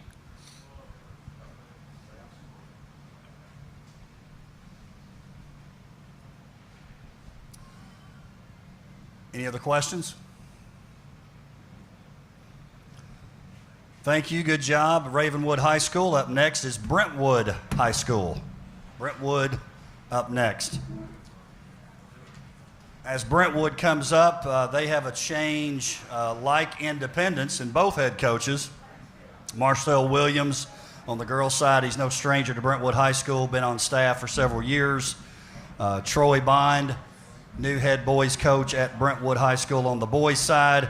Girls coming off a 24-6 season last year. District tournament runner-up, lost in the region semis to Cane Ridge. On the boys' side, 19-7, lost in the region semifinals to Franklin High School. Coaches, if you would, introduce yourself. You introduce who's with you. And if you would, give us an expectation for the season. Again, Brentwood High School, Independence is on deck. Coach Troy Bond, Brentwood High School. I have senior Jake Brock with me. First year at Brentwood, really excited to be here. Got a great group of guys. Guys put in a lot of time. Guys with a lot of leadership and a toughness to them. And excited about expectations as far as how far we can go. I think it just depends on how we adapt the way we want to play. And I think we keep getting better every day. The sky's the limit for us. Marcel Williams. Right now I have Caitlyn Johnson here, senior. My expectations for the team is honestly just to get better and continue what Miles Thrash started and kind of build on what he started in that legacy and get some wins. And I got a young team, so I know it's going to be some bumps in the road, but I got some great seniors, one with me, and my expectation is to just play hard. Coaches over here to your right. Tyler Palmatier with Main Street Preps. I'm asking all the coaches tonight, next year that TSSA will have an opportunity, if it wants, to experiment with a shot clock. And I'm just curious on your thoughts. Are you for or against a shot clock in high school? Well, I think the game has definitely changed to that concept. I know the way that we want to play with our zones and our traps and press, that would be a benefit for us, I think. So definitely would be for it. I think I'll be for it as well. I think it'll give coaches a better chance for offense, kind of speed the game up a little bit, put players in better positions quickly, and it can only help. And for both players, you're free to answer that as well if you want. I definitely like the idea. I think it would make the game a lot more fast-paced and fun, especially with the way we're going to play this year. I think it'd be a good thing. I also am for it because I'm so used to playing really fast-paced defense, so picking up the game on the offensive side would be good too. Jake, you will play 2 sports with 2 first-year coaches, and obviously Coach Finch, you knew him because he's on staff. But what's it been like for you of multi-year sport athlete there at Brentwood, and here it is this year. You've had to adjust to 2 different new head coaches, and what's that been like for you? Well, it's obviously been different 3 years I had with the other coaches, but I've liked it a lot. Coach Finch did a great job for us. We obviously got off to a rocky start, but he always believed in us and pushed us to be great. And I think we had a good year. And Coach Bond and Coach Crane coming in, we got a whole new staff. It's been awesome so far. The passion and energy they bring is unmatched, and everyone at school loves them, and I'm really excited for this season. Coaches, there was overwhelming support for 4 classes, been pushed for a number of years. We now have 4 classes, and now we're seeing kind of a fallout of a lot of very small districts. Did you envision that? Do you like the 4 classes the way it's set up now? Or what's your thoughts on 4 classes and how it is this year? Well, I think for me, I'm coming into a whole brand new league, so it's really not that big of an adjustment for us because we're coming in brand new anyway, and we didn't have a lot of games with Williamson County teams. I know they've had a lot of tradition with the county teams being able to play, and we're playing some of those 1 time, sometimes 2. It definitely kind of spreads it out a little bit. Obviously, it gives another classification, someone win a state championship. But I think it's going to be tough in some ways, especially from a travel's perspective or for some of the smaller schools and the outer line schools. I think it'll just kind of be just see where time goes with it and see where it ends up. Coach, your thoughts? For my thoughts, I kind of don't like it. I mean, I like playing Page. I like when we played Spring Hill. They gave us good competition, and I like those rivalries. So it kind of missed those games, but we play them once, so I guess we can play them again, but I'm not a fan. If you look at 4 classes, have you looked at a way, okay, here's what changes I would make to make it better where I think it would work? Have you guys looked at it that much, or you just don't care that much to look at it and see how you would fix it? Well, again, I think you let it kind of play out this year and kind of see where it goes. Sometimes things look great on paper, and then when you actually get into it, it looks a little different when it all kind of shakes out. So I think once we kind of go through this first run, we'll be able to kind of look at it and get a little bit better idea of what's going on. Same with that answer. We'll just go through a year, see how it works out, and go from there.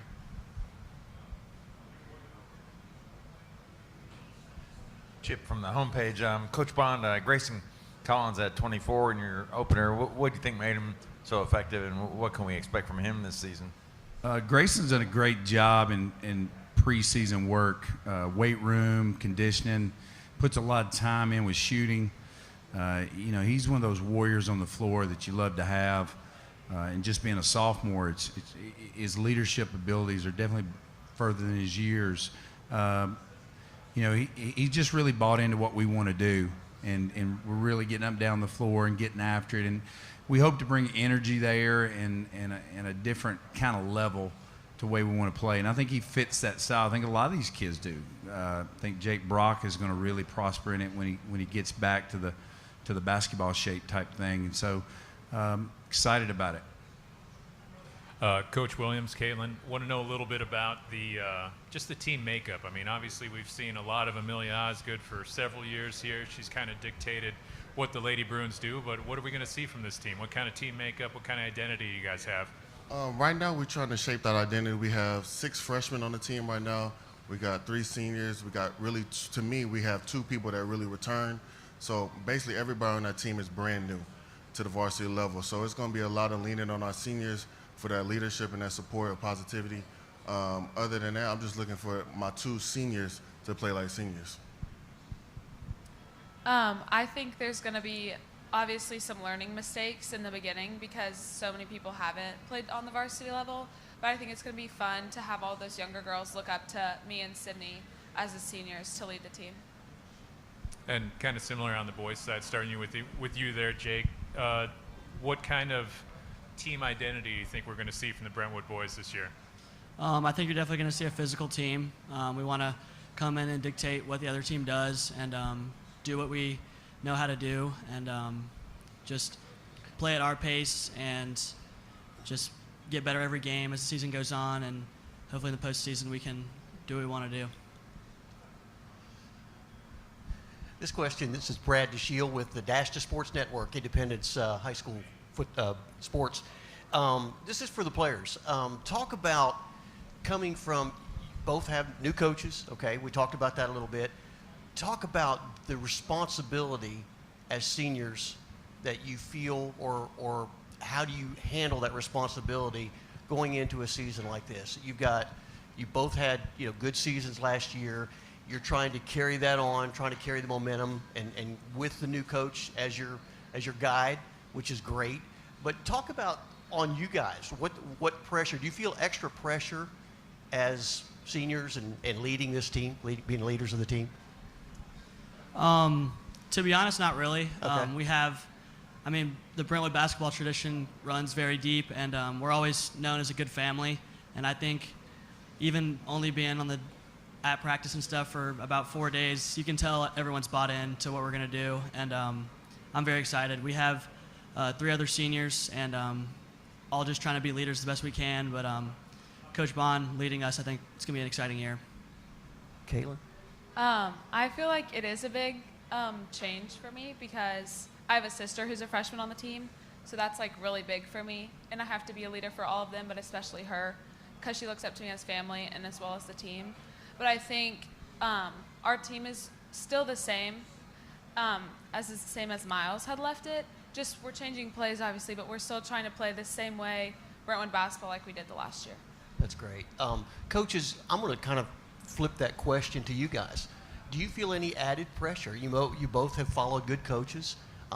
Tradition, Brentwood, gosh, they're good at football. They're good at every sport, just about. But when we come in to play basketball, Indy comes in there to play, they lace them up and they know how to play basketball. Do you guys feel pressure?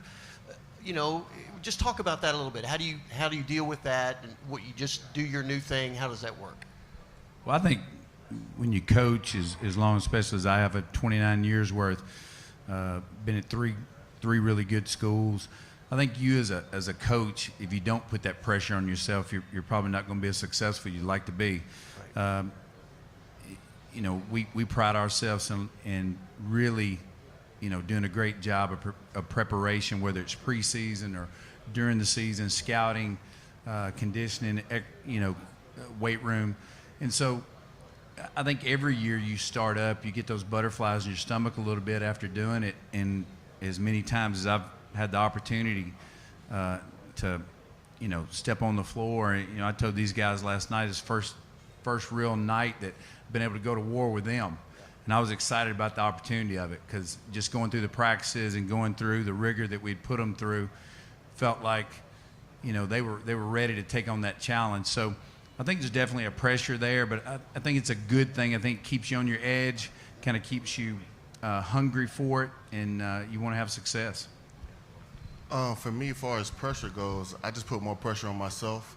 I believe in myself and what I see on the court and what I think the girls can do. So far as pressure from outside, no, but pressure within myself, I would say yes.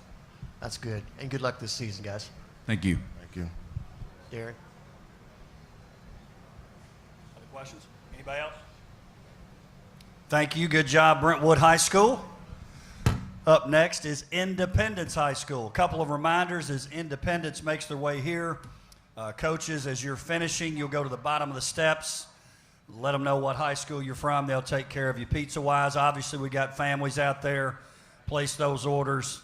We appreciate Mafiosos for having us here. Also appreciate members of the media. There would be no Basketball Media Day without media members being here, so we certainly appreciate you. Appreciate Tate Matthews being part of this as well.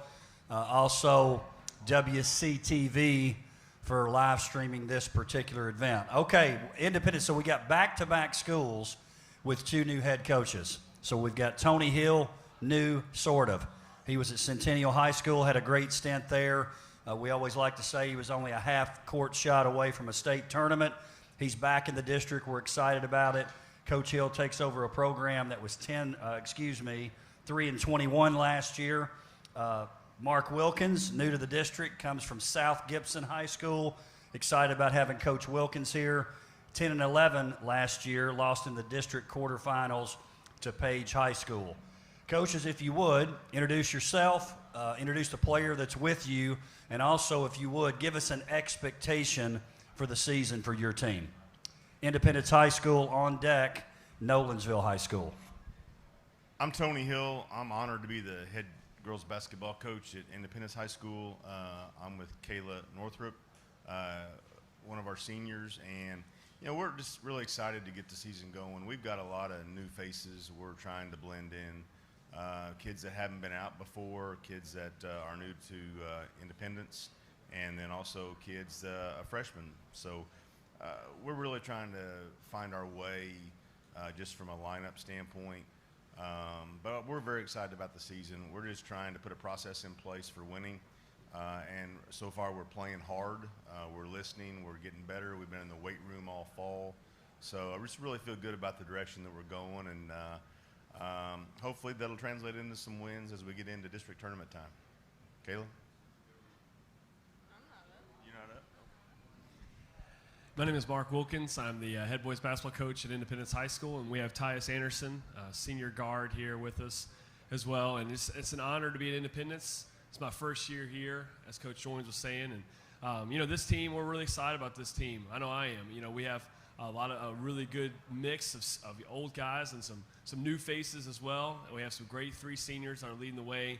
And we, just trying to figure out our identity, I think, still defensively and offensively. But, have the talent, it's there, and we're just trying to head in the right direction every day, get a little bit better. It's hard to completely forecast the season because there's a lot of good talent and good coaches and good teams in our area, but we know that we continue to get better every day. We feel like we can be in the mix with any of them. And so we're excited to continue to get back into practice and playing games again this weekend. I'm excited about district, which will be right around the corner. Brad DeShield, the Dash to Sports Network. Coach Wilkins, we'll start with you first. Talk about what you come from West Tennessee, and there's some history there where you've taken some teams to the playoffs there. And talk about your strategy as a coach. We've covered Indy basketball for 5 years now, and it's just been a struggle. We've struggled going through coaches. There's just no continuity. Just talk about what you're going to bring to the table as a head coach. What are some of the key things that when you come in, you say, okay, this is a new program. You see the talent. The talent has been there, but we've not ever had the guy to just kind of pull it together and move it in the right direction. And just maybe talk about some things that are important to you as a head coach in transitioning and bringing into the Independence program.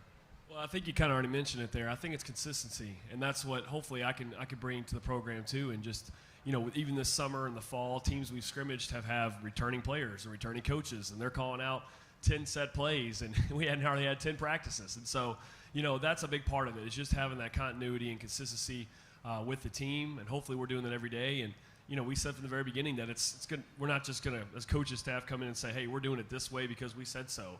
I don't think that's how kids really relate anymore. I think it's more of we're doing it this together. We're finding our identity as a program together, and we're doing it every day. We're trying to figure that out, what works best for us now and in the future, and the freshman and JV team as well. And so, but I hope that I can just bring a consistent presence in the locker room, saying the same message with our coaching staff, and just that it's a process. There's ups and downs with a long basketball season, but we're going to continue to get better every day. Coach Hill, give me the same. I mean, pretty much the same thing. It's almost a mirrored Indy basketball on the girls' side has struggled. And again, with coaches, having a consistent coach to put a I guess an MO out there. This is what we're going to do. This is how we're going to play. To talk about a little bit about maybe your background and what you want to bring to Independence. Well, I've been around Williamson County, although been away for 4 years, so I think I've got a little bit of the lay of the land from that standpoint. We're just trying to develop. I'll be the 4th coach these seniors have had. So we're just really trying to develop some consistency and some comfortability with what we're trying to do. I truly believe that defense and rebounding win at the end of the day.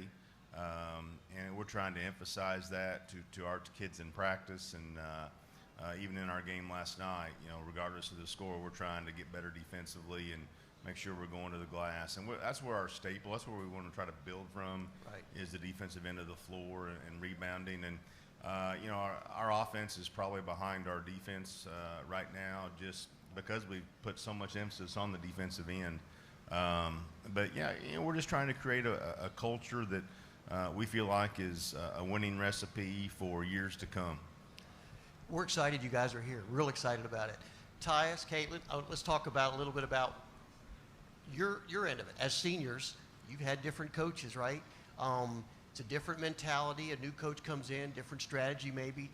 Talk about maybe some of the changes that you're seeing. Is there excitement on the team, on the floor, that kind of thing? Both of you, if you would answer that. Ladies first. I would say that all the girls are excited for this season and having a new coach, and we're all just trying to bond and get the team chemistry, and we're just trying to figure everything out, but we're excited to see. It's been a little difficult going through the coaching changes this last year, but me and my team are excited to have Coach Wilkins aboard, and hopefully he'll bring some stability we haven't had in the recent years. Chip from the homepage. Kayla, not many seniors have been through 4 coaches in 4 years. How much of a crazy revolving door has it been? I mean, I'm new to Indy this year, so I'm sure it's hard for them, but from my point, it's different this year, but we're all getting through it and we're all just playing. And Coach Hill's had some success at Centennial. How optimistic does that make you, Kayla, for what he could do for you guys?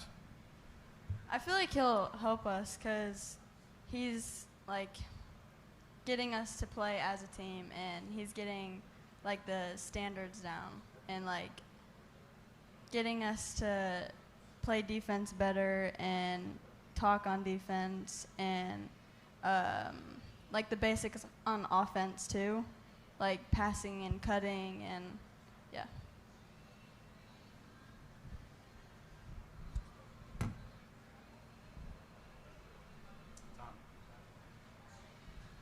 Hey, Coach, it's Tom Krager with the Tennessee. First, coaches brand new to the schools. What's been the adjustment like, and how crucial was the summer to get to know your teams, and just what's the hardest challenge when you're a first year coach at a school? Yeah, there's been a lot for sure. From knowing where your office is to trying to figure out your players' names and where the jerseys are stored. There's just a lot. It seems like I've asked more questions in the last 6 months than I ever have maybe in my life, and so. Thankfully, I think Coach Hill would agree with me that we have a great administration, great athletic director, and athletic principal that are just continuing to ask us, what do you need, what do you have, what do you need, and they make it happen a lot of times. And so that's been a big transition for us, and sometimes in this first year, basketball kind of gets put aside as you're trying to really just get your ducks in a row about, all the logistics behind coaching. But I think we're now in a good spot. I think we're at the most exciting point of the year where we get to think a lot about basketball and a lot about ourselves and eventually our opponents. This is what you sign up for to be a coach. This is a very exciting time for sure. Coach Hill, for you, what's the same thing? I'll just piggyback on what Mark said. At Independence, we have a phenomenal administration with great leadership and Dr. Patton, and I'll just echo what he said in that they're always asking, what can we do to help you? How can we facilitate your success? And it's been great to have that support. Last night coming off the floor, one of the administrators, Dr. Weiss, said, well, that's the first of many, we hope. So I added the we hope. He didn't say I hope. But when we got our first win last night, and, Mary Beth Moore gave me a hug Mary Beth White last night gave me a hug and said, hey, I'm glad you're here. So, it's just been a great transition for me. I've always thought Independence was a phenomenal place to be. I've always thought it was a destination spot, and that certainly has held true as we've gotten into from fall into the season now. It's just been a very supportive environment, and I couldn't ask for a better situation to coach in. Coach Hill, obviously Independence has struggled. The girls program has struggled. From a coaching standpoint, what was it about this job that said, hey, I want to tackle this challenge, and I think I can turn this around? What did you see in the administration program, et cetera, that wanted you to tackle this job? Well, I've always felt like Independence was a sleeping giant. I've always felt like, from a girls' basketball perspective, that it could get done there. And having an idea of who we had coming back and who was in the program and some circumstances that surrounded it, I really felt like that we could come in and create some stability. I think this word is often overused, but just implementing the process. We're going to be good students. We're going to do a good job in the weight room. We're going to do a good job in the hallway. We're going to do a good job on the practice floor. I just think those things are so key, and we've tried to implement those things. And I have a great staff. Former Centennial player Samantha Salas and former Dixon County star Peyton Grove are my assistants, and they just do a phenomenal job. And together we really feel like we can get it done. And we have every belief that we're doing the right things to get us going in the right track. And I say this all the time. It wasn't built in a day. It's going to take some time, but we do feel that we are putting the blocks in place to win and win at a high level for a long time. He's getting ready to take this from me, so I better hurry up and ask. Mark, I'd ask you, 4 classes this year. What's your thoughts on the added class? What does that mean for you guys? Some smaller districts. What's your thoughts on 4 classes of high school basketball here in Tennessee?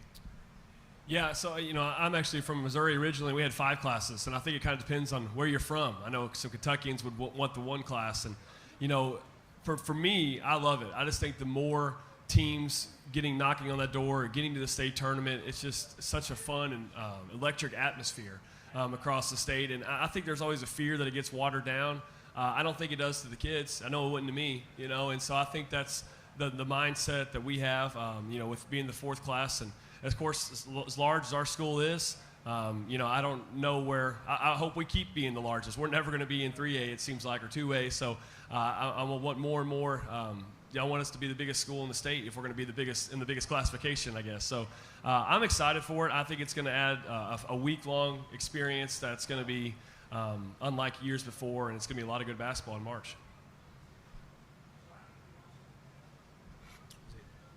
Oh, did they both answer? Oh, okay. Coach, it's Tyler Palmetier with Main Street Preps. I'm asking everybody this. Next year, the TSSA will have an opportunity to experiment with a shot clock if it wants to. What are your guys' thoughts on having a shot clock in high school basketball? I'll speak to that for a second. Having coached at the college level and experience playing with a shot clock, I think it would really change the game. I think our coaches in Tennessee would really love it. The primary reasons, because it eliminates holding the basketball. You have to run more sets, and it would somewhat reduce the number of continuity offenses you see. And then I know when I was in college, we pressed not necessarily to steal the basketball, but to shorten the clock for the offensive possession. So I think it would change the game for the better. Yeah, I'd second that. I'm for it. I think that, just personally, I think basketball was played to be shoot the ball. I mean, I think that was just kind of the nature and the foundation of the game. And I definitely get the argument for holding it and, playing a better opponent, but I don't know there's very many kids out there that would like to do that. And I know I don't want to coach it. I've been a part of some of them, but I think it's fun to get up and down and play. And, I think the shot clock is kind of long overdue, and I hope we get it in Tennessee. Tyus and Kayla, you're free to answer that as well if you'd like. I'm for it because I think that it'll, quicken the game up, I guess, or, speed it up. And I like to press and put pressure on them, so I think it'll make it more fun and keep it going. I'm definitely for a shot clock as well. It'll definitely speed up the game, and in our system, we like to play fast and get the ball up and get plenty of shots up, so I definitely think a shot clock is needed. Any other questions? Thank you, Independence High School. Good job. If we could, we're going to make one little change in the schedule. If we could have Summit High School. I see Summit High School is here. If you guys would come up next, Summit High School. Again, a little change in the schedule. We'll have Nolensville after Summit High School. A couple of things to point out to you. Again, thank you to the members of the media for being here. Thank you, Mafiosis, for hosting us tonight, and WCS. Appreciate WCTV with the live stream. And I think this is one thing that a lot of people would agree with as you're here. The young men and young women who come up here and with these bright lights shining in their face do a great job of answering questions, and it does make us awful proud of them for being able to do that. Stepping to the stage, we have Summit High School. If we can get the coaches there in the middle, and then we'll have the players on the outside. We have Jim Fay for the boys' side.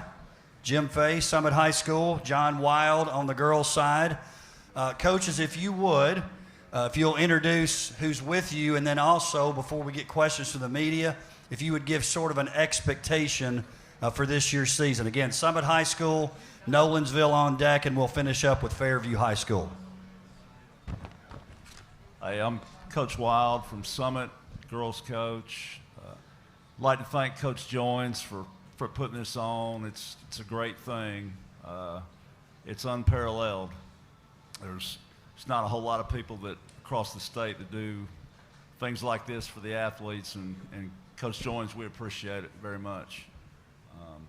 I have Claudette Runk with us tonight. She's a senior. She'll be a 3-year starter for us. Claudette also plays softball, played on a state softball team, and was also in the individual golf state tournament. So she's played in 2 state tournaments while in high school, softball and golf, and we're going to try to make a run this year where we can maybe get 3 possibly. She's a great kid. She's everything we stand for in our program. She's very accountable. She's a great teammate, and she really knows and understands what role identity is as far as what she's expected to do, and that's why she's here tonight, because she just exemplifies everything that we stand for in our program as far as all the intangible things. So as far as the season's concerned, we switched districts just like everybody in the state did, and it's a new thing for us as far as getting to know some of these teams. Some of these teams we know a lot about, some of the teams we don't know a lot about because we hadn't seen them. So it'll definitely be interesting. We got a lot of experience, I think. We've got kids that have played in a lot of basketball games. I think we shoot the ball a little bit better than we have in the past, and that's kind of been a detriment in the past. That I think it has always been our Achilles heel. We hadn't been able to put the ball in the basket. So I think we've got some kids that can shoot it a little bit. We're not very big. We'll have to pay attention to defensive rebounding a lot because we don't have a lot of size. But, I think our kids have a lot of heart. They have a lot of understanding of how to play the game, and I think all of them, most importantly, kind of live inside their role in our system, and that makes them really fun to coach. My turn. I guess feel like I ought to have a number in front of me. I feel like I'm in a police lineup with all these lights. I'm Jim Fay. This is my 3rd year at Summit. To my right, that is my right. To my right is Andrew Smith, a senior. He's a 2-year starter for us now. Andrew is what I consider a true success story. He's had to work his way up, and he's one of the hardest workers that I've had. I'm really fortunate to have him, and I think he's going to have a great season. I do want to thank Coach Joins for getting this going. I want to thank Mafiosos for the pizza and all that, because this is great, and I didn't have to go home and fend for myself, and I'm always about that. Our season, I have clear expectations every year. Obviously, they don't come through every year, but I think it's a good starting point.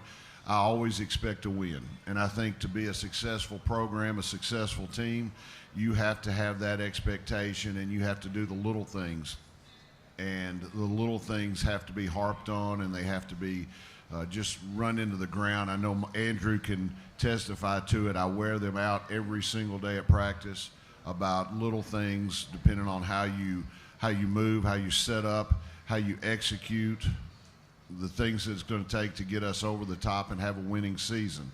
I think if you don't have that expectation, if you don't have that belief, then you're forever fighting an uphill battle, and you're not going to win that uphill battle. And I'm looking for consistent success.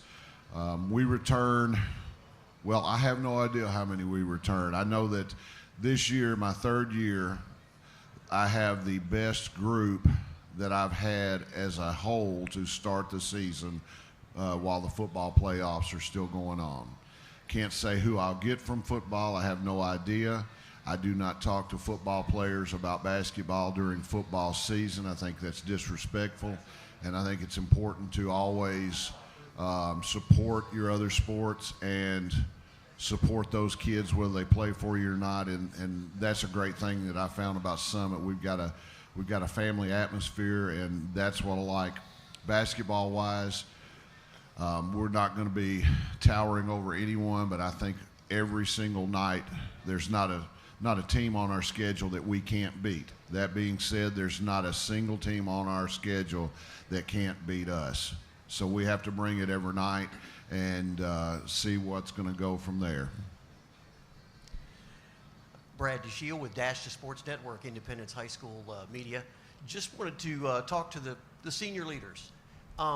Andrew, Claudette, you guys are chosen to come here by your coaches, so you're to be commended for that, obviously. They think you're probably some of their best players or best leaders.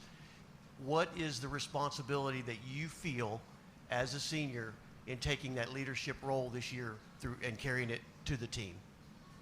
I mean, I think I have a big responsibility this year because I'm one of the only seniors that are returning this year, and we have a lot of young guys that have to step up this year, but I just have to lead them. I got to be the best leader I can be, so that's what I'm trying to do.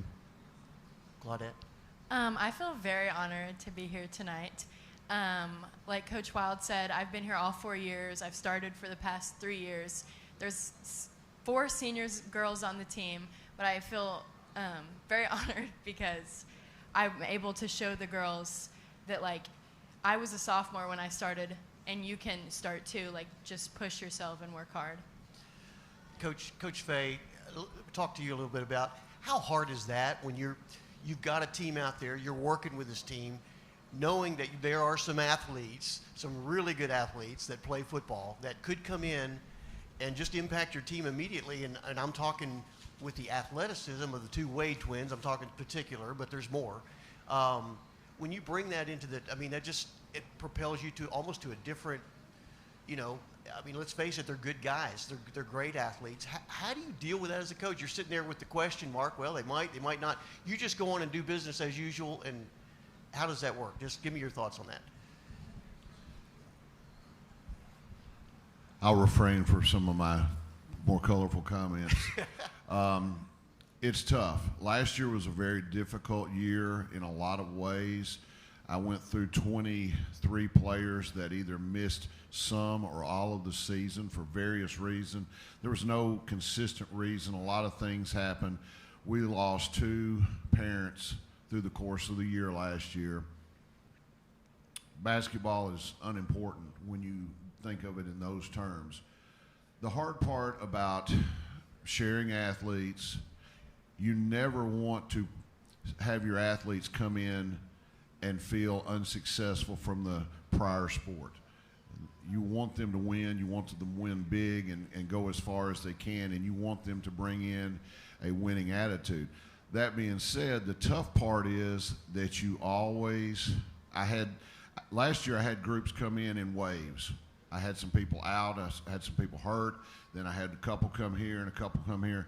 It just seemed like last year we were forever rebuilding, or starting over, not rebuilding, but we were forever starting over because, okay, I've got to reteach this, and here I've got one group that's been there from the whole time, and then I've got these guys that come in and these guys that come in, and every time somebody new pops up, it makes it tough because you have to start practice over again. I don't feel like it'll be as much of a problem this year, but that being said, whoever comes in from football, we're going to welcome them, and we just have to make the best out of it. But just because somebody's a great athlete or potentially a great player, I can't scrap what I've done with the guys that have been there from the get-go. It's disrespectful to just take a guy and say, hey, I'm going to use you until so-and-so gets here. That's very disrespectful. The guys that I have playing right now that we suit up tomorrow night for our opening game of the year, those are my guys. Those are the guys, and anybody that comes in from there on, they've got to knock those guys out of the seat. And that's their job. If they want it, they've got to take it back. Kind of going on that for Andrew here. Tell me a little bit about just this team chemistry. This is the second year in a row, really, well, multiple years in a row here where we're potentially waiting on some guys to show up. But for you, for being one of those guys right there from the start, what's that been like, and what do you think this team chemistry's like? I mean, this year we have a lot of competitive guys, whether they're seniors, juniors, or sophomores. I mean, they all want to go out there and win. And having the Wade twins, that'd be awesome. They're some of my best friends. But at the end of the day, whoever we have, we're going to go out there and try to win ball games. That's all I care about. That's all that we care about at Summit. So, yeah. Chip from the homepage. Claudette, Coach Wild was talking about you making state in 2 other sports. Not many players can say that. What would it be like for you to make it in basketball also, and how much of a goal is that for you? That's always been a huge goal for me because I told my parents last year after we had gone for state for softball and I went for golf, I told them next year my goal is to make it to state in every sport. So my goal this year is to make it to state for basketball. That would be awesome. And Coach Wild, what are some of the big keys for this group to pull that off? Well, you know, our best players are going to have to play well. She's going to have to play well. Bergen's going to have to play well. Sydney Wright's going to have to play well when they need to play well. And that's usually the tournament. So all we're trying to do, and something interesting, Chip, I think a little different this year. We don't play a district game till first week of January. So we're kind of taking the first couple months to try to develop and try to figure stuff out. So, you know, and there's a lot to do. We've got some young kids that could eventually maybe, you know, fit into some roles. So it's a figuring out time. But, you know, what do we got to do? Our better kids got to play well when they need to play well. We've got to shoot the ball better than we have in the last 2 years because I think that's been our Achilles heel. You know, we lost to Hillsborough in the same game the last 2 years, once by 1 and once by 5. And I just didn't think we shot the ball very well. But I think we're shooting it better now, so that's a positive. We're not very big. We're going to have to rebound and eliminate second shots by the opponent to try to minimize their points. So I'd say those 2 things. And, you know, all the intangible stuff. You got to stay healthy naturally. We can't lose a kid like this. We can't lose Bergen Ali. We can't lose Nicole Rosani or Sydney Wright because they've developed so much and they're such a key piece to what we're trying to do. Tom Krager, Tennessean, over here, guys. Coach, I know you and I have kind of talked off camera a lot about this, but 4 classifications. Thoughts on it? Like it? Don't like it? How would you make it? If you don't like it, how could you make it work better? Well, positives, I think it creates better coaching jobs for people because I think it spreads out talent. So, you know, you've got better coaching situations, I think, for coaches and more winnable situations. I think that's a positive. I think a negative naturally is the travel. I think that Page High School, who's in our county for a region tournament, now has to go to the Plateau, which is 3 hours away. So you're talking about, and throwing Lawrenceburg for that matter, who's further south. So say if Lawrenceburg had to go on the road for that region quarterfinal game at some place like Stone Memorial, that's a 3-hour trip on a Friday after school for a region quarterfinal game. So I think those 2 things. I think positive, you got some better coaching situations for people because the talent's kind of spread out. The good teams are kind of spread out. But, you know, negatives would be the travel and, you know, riding that school bus a long way, you know, for a tournament game.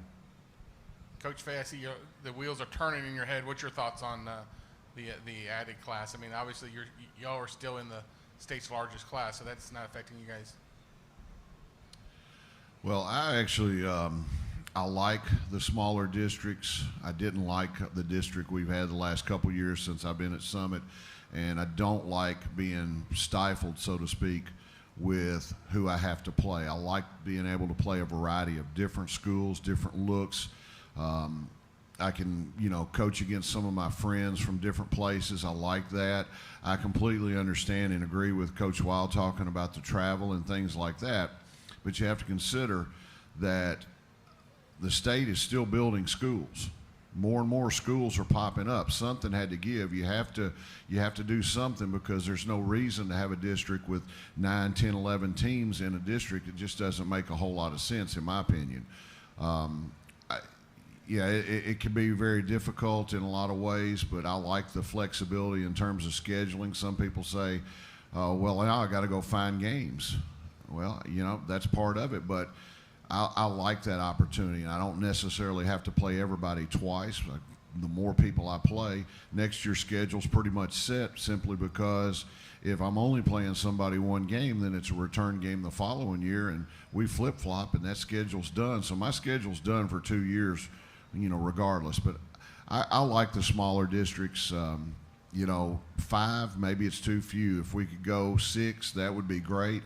But if you think about it, there's more schools popping up, and it's only a matter of time before we do have, at least 6 or 7 back in our district. You look at Sumner County. I think they in this area are the one district that has 6 schools. They have 4 Sumner County schools and 2 Metro schools in there. But they're still building, and that's going to, cause some changes in the next 2-year cycle when they look at the classification again.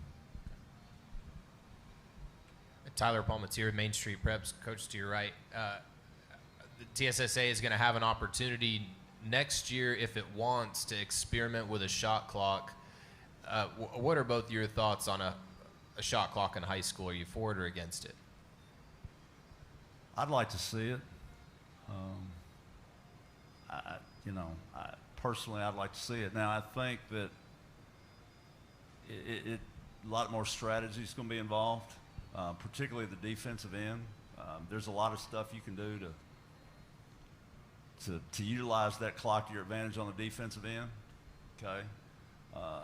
And offensively, I think that when you get low in the clock, you better have some playmakers that can get to the rim and do something with the ball.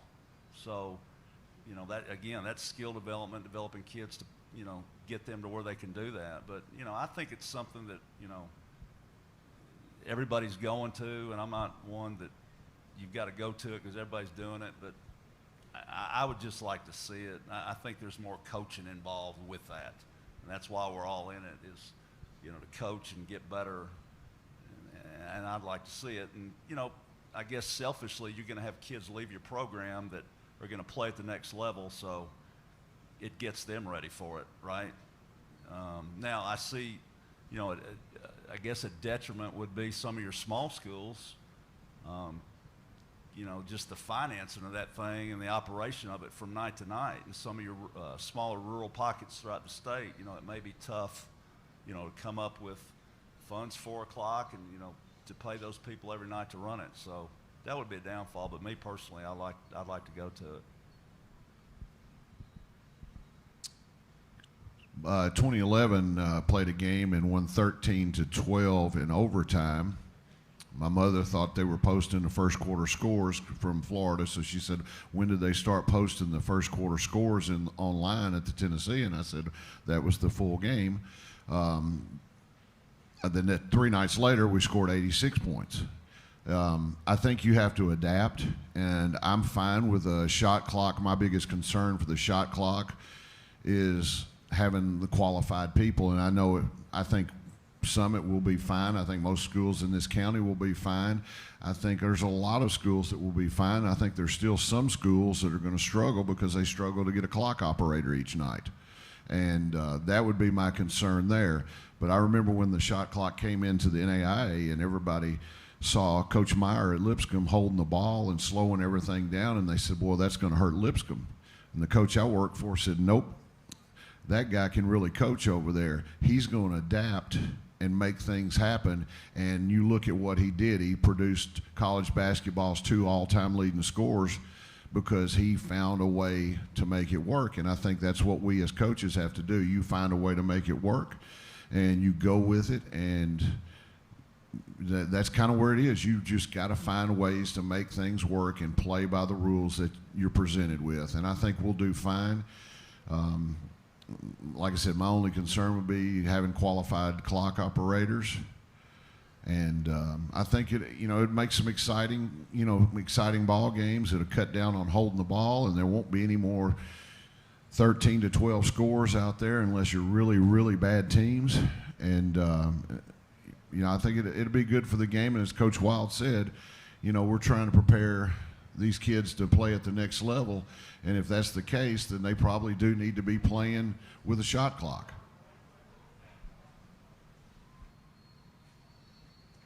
Summit High School, good job, thank you. Next up is Nolensville High School, and then we'll finish up with Fairview. As Nolensville comes to the stage, a couple things I do want to mention. One is, and Coach Wild mentioned this earlier with Claudette, Jake Brock was a great example of this at Brentwood High School. Just the number of young people who excel at multi-sports in Williamson County. Certainly I think that happens in a lot of places, but the coaches here, the administrators here certainly are pro let young people play multiple sports. As Coach Ladd comes to the table, he certainly had a few of those. I think about volleyball and basketball as well. Now, Nolensville is a team who's moving up in class. If you've kept up with sports so far this year, that's worked out okay for Nolensville. Basketball will be next. If you take a look at last year's results, on the girls' side for Nolensville, 17-7. District tournament champions, lost in the region quarterfinals. On the boys' side, 13-10, lost in the district tournament quarterfinals to Forest High School. Chris Ladd, girls coach at Nolensville. Todd Babington, boys coach at Nolensville. Coaches, if you would, introduce the players who are with you and also give us a little preview of the season before we take questions from the media. I've got with me senior Chloe Earls, shooting guard from our team.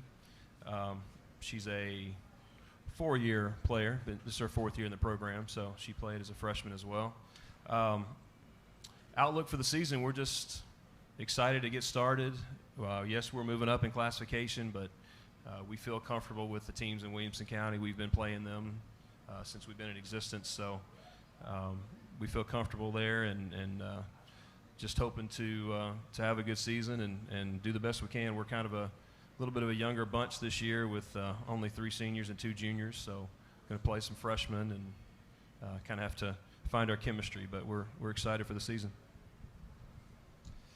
All right. I got Grady Powers with me. He's a senior forward / guard / whatever I need him to play that night. So he's really transformed his game. I'm really looking forward to seeing Grady this year and what he can do. He's our hardest worker. He's one of our leaders, and I'm really fortunate to be coaching him this year and for the last couple of years. We've got 6 seniors this year. We don't have a lot of experience. Grady's one of the only guys that we have coming back that has a lot of experience. We've got a couple other guys that played last year and got some minutes, so we're pretty young. But outlook for the season is, we're just looking to compete every single night, and moving up in 2 classifications, I think we're going to have to do that if we want to win some ball games, and we're going to have to compete. And that's kind of been our motto this entire off season, getting ready for the games. And we played last night. We played pretty well. But outlook for the season is we're just excited because we saw some fans in the crowd, and it felt like basketball, which kind of last year didn't always feel like basketball. So it was a fun atmosphere, and we competed, and that's what we wanted to do, and we're going to do that.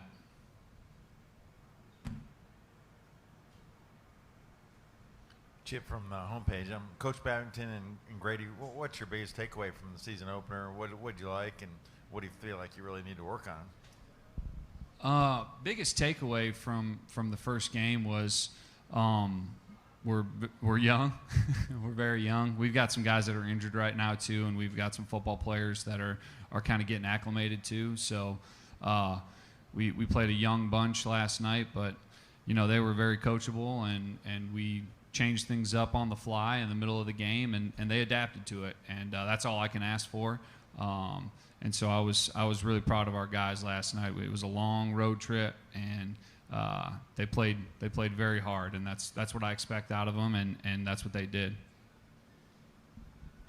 Like Coach Babington said, we're a good, hardworking group of guys, and last night's game showed that as we came out with a W. So I'm excited to see what we have this season. For Coach Ladd, Chloe here, Charles with the Williamson Herald. First off, I got to say, we got to give a shout out to Coach Ladd for being a multi-sport coach as well.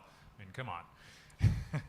Anyway, thinking on the look, the makeup of this team, tell me a little bit about just the thoughts going in as you try to develop that identity and some of the things that you're expecting from this group. Yeah, you did mention I went to the state tournament this year, so thanks to Luke Beatles, great golfer. Yeah, so we're, we have some challenges this year. Obviously, we've graduated, 5 girls that are playing at the next level in the past 2 years. So it's not really rebuild because Chloe and her class and the junior class, they've been around, and so we're not really rebuilding, but we need some rejuvenation maybe from some freshmen and sophomores, and kind of help get the chemistry going this year. I really like our girls, and we have to put it all together. I have to figure out how to play together and what we're going to do best, find the right combination, the right rotation, and that's kind of what we're doing now, and I'll kind of let Chloe add to that. Kind of like what Coach Ladd said, we've lost some people the past couple years, and it's just learning to work together with a younger group and trying to get that chemistry back together. But I think that we're like a good group, and we can like work together, and just as long as we're trying our best all the time, then we can make it work. And Chloe's multi-sport too. She's a cross-country runner, so we have several of those. That's one of our challenges. I know Coach has football players he deals with, but we've got 3 soccer players, a cross-country player, so we're really just getting together here the last 2 weeks as a full team. Coach is Tom Krager over here with the Tennessean. The added classification, like you said, you guys move up 2 classes. What's your thoughts on adding a 4th class this year? I know we're seeing a lot of small districts, et cetera, but what's your thoughts on it? And if you don't like it, what could you do? Do you have any ideas, any recommendations on how you would fix it to make it work?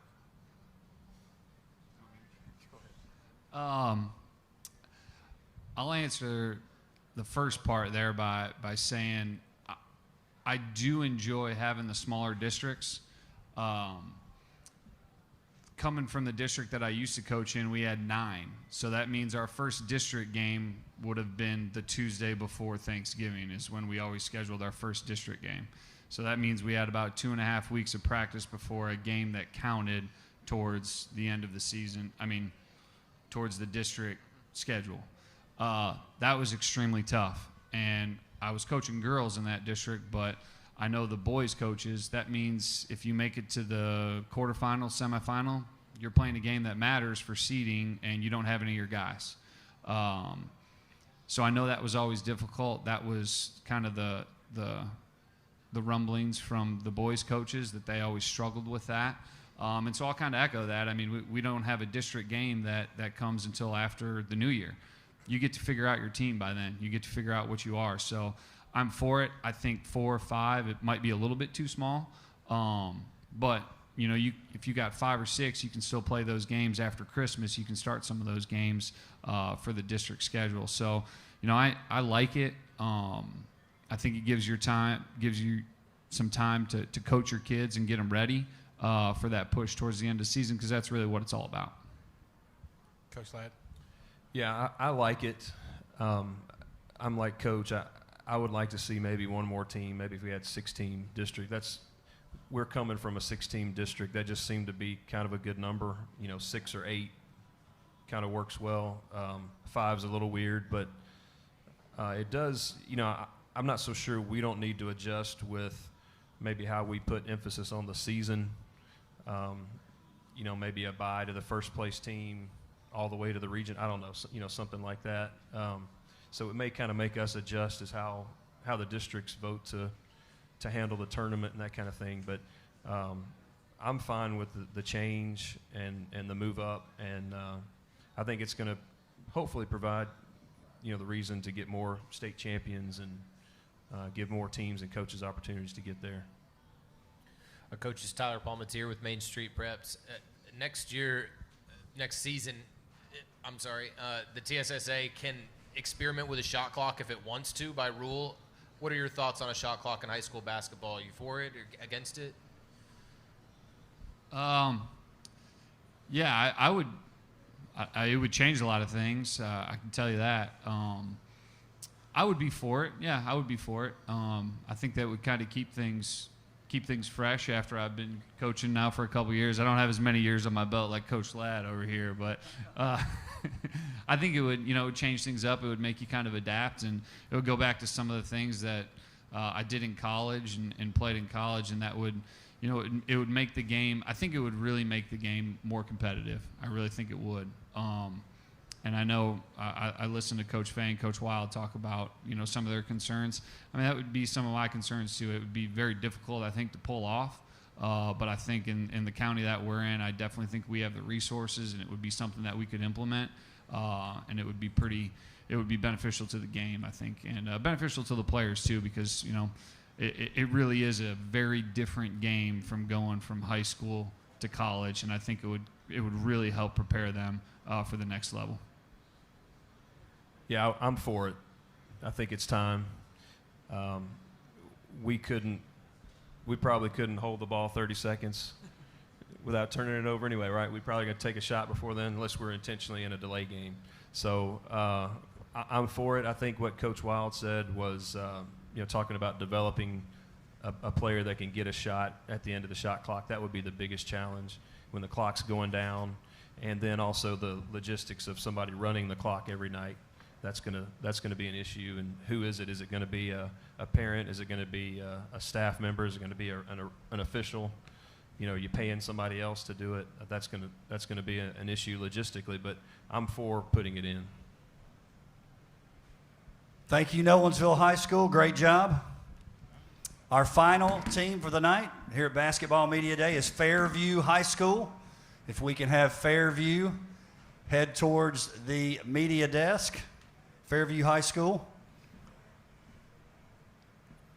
As they're making their way up here, I do want to thank again the folks here at Mafiosa's for hosting us again. I want to thank the coaches and the athletes for making time out of their very, very busy schedule to be here. As most of you know, they're right in the middle of getting their season started. Many had games last night. Several have games tomorrow night as well, so we certainly appreciate them being here. And you can certainly tell by the conversations that are being had, the questions that are being answered. Great coaches in this district for sure, and obviously the young men and young women doing a great job as well. So as Fairview makes their way up here, I want to give some stats here. We've got Coach McGowan for the Fairview girls basketball team. Just had a wonderful season last year, 20-9. They lost in the region semifinals to Creekwood High School. On the boys' side, Coach McCoy has just silently, not really silently, but sometimes we don't maybe notice it, but done a great job there with the Fairview boys program. I was in their gym a couple of years ago, and you see a district championship from way, way, way, way back, and then you see a few happen in a row. So what he's done has been pretty darn impressive too. So Fairview High School up on the clock again, our final team of the night. Appreciate you guys being here. Coaches, if you would, introduce the player who's with you tonight, and then give sort of a preview or expectation for your season, and we'll take questions from the media. Again, Fairview High School. I'm Wayne McGowan, and I've been at Fairview for about, this is my 20th season there. And I've got senior Riley Dillingham with me.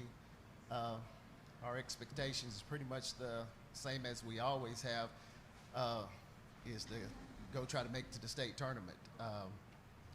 We've switched districts this year. It's going to be kind of a learning process for us because we don't know a lot about the teams that we're going to be playing against. But we're just going to continue to do the things that we've been doing. That's just working hard. Riley is a two-year starter, two-year starter, and we've got great expectations for her. We graduated 3 last year. We graduated the district MVP in Kelsey Gossage and Chloe Lee. So we've got big shoes to fill. We're bringing back 5 seniors, and so we're just going to get after as much as possible. I'm Coach McCoy. This is my 5th year at Fairview. I've got senior Kennedy Pendergrass with me. He's returning Defensive Player of the Year for the old 11AA. Was up for MVP as well, so very good player, has some offers and whatnot. So our expectations this year, we did not graduate anyone who played significant minutes, so we're bringing everyone back, adding a couple of young guys to the mix, getting one back for John Sawyer back from injury. Nathan Dillingham's a sophomore that didn't play varsity minutes. That'll have a big impact. We're probably 8, 9, 10 deeps, which is a good problem to have. Like Coach Wayne said, we're in a new district, so whole different path, the region, sub-state, all that sort of thing. We're pretty excited about that. Expectations is just build on what we started last year. Last year I had a group of young guys who played behind 5 seniors, so it took us a while to figure out things, and we took some COVID losses too, both by sickness and rescheduling opponents that were a little bit on the high end of the spectrum. So by the end of the year, we came together. It was a pretty good, solid team, and lost by a point to Creekwood, who was ranked in the state in the district championship. So we were going for a 4th in a row and just fell short. So hoping we can build on that hunger and of falling short and build some momentum this year with the same group of guys. Over here, Charles with the Williamson Herald.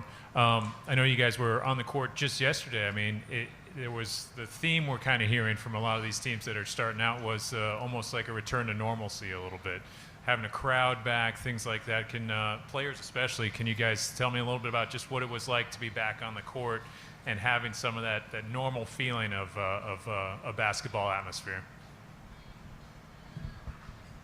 It was exciting, but I think it got to our heads. We were all nervous. Definitely everybody overshot everything, and it was fun, though. I loved it. Right as I ran out, everybody was going crazy, and it was the best thing I've ever felt, so I was ready for it. We were really excited. Coming back to the season with 5 seniors is also very exciting because we've been growing up playing basketball together, so getting on the court for our last game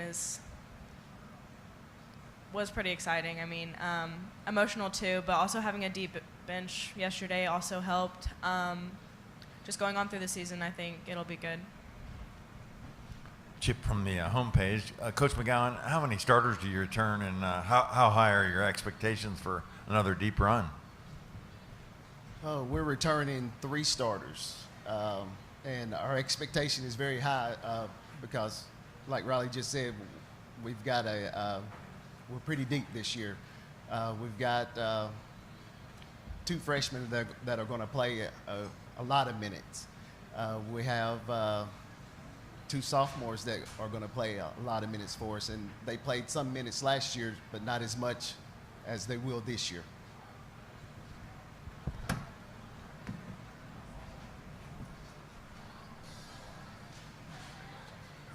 Thanks, Chipper. Hey, coaches, Tom Krager with the Tennessean. I've been asking coaches about the added classification, now 4 classes in Division I. I just want to get your take on the added class. Are you for it, against it? I'm not familiar with y'all's district. How many teams are in it? I'll let you guys take it from there.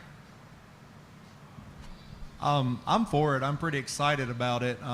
It changed our path quite a bit. my first year, we had a good group of guys and had a little bit of magic is kind of what it takes to have a good season. We ended up playing at Stratford in a game that kids still talk about today as their best memory of high school. So this new district and adding the 4th classification and the region changes, all that, it changed our path. We don't go through Metro right now for the boys side. That's obviously a big deal when you can avoid an East Nashville and some of that to get to get to Murfreesboro if that's your goal. But I like it. I think it makes things a little more competitive. It does. It's a little weird having a district going from a district of 8 teams to 5. It doesn't seem quite as competitive. It seems kind of. I think I read your article kind of regarding that. It makes the district mean a little bit less, I think, just because it's just such a short sample. But our district's 5 teams. It's us, Cheatham County, Sycamore, White House Heritage, and Harpeth. So that's our new district. And to piggyback on that, I mean, I guess the interesting take I have is 5 teams, only one of them is going to be eliminated in the district. And I kind of raise a question. Some coaches have mentioned to me, what if you just had some sort of power region where everyone goes straight to the region? Do you like the district tournament format with just one team going to be eliminated going into region? I mean, I guess I could take it or leave it. Like I said, it does kind of water down the district because, like you said, only one team's getting eliminated, so it makes that a little less. But I like to play basketball, so if we get to play games and you can get hardware and keep moving forward, I don't really necessarily see it as a negative, I guess. So that's just kind of my take. And I agree with that. It's like I was telling the girls, just don't finish last. Don't finish last. You automatically make it to the region. And to piggyback on the question that you had earlier, our path to the region is going to be a little more difficult, or to the state will be more difficult because we're in there with Loretto and Summertown, first and second in the state last year. So it's going to be difficult for us, but that's why we play. Coaches to your right, Tyler Palmatier with Main Street Preps. I've asked every coach tonight. Honestly, I sound like a broken record. I'm kind of glad this is the last time I can ask this. But what do you think about a shot clock in high school basketball? Next season, the TSSA, by rule, will be allowed to experiment with one if it wants.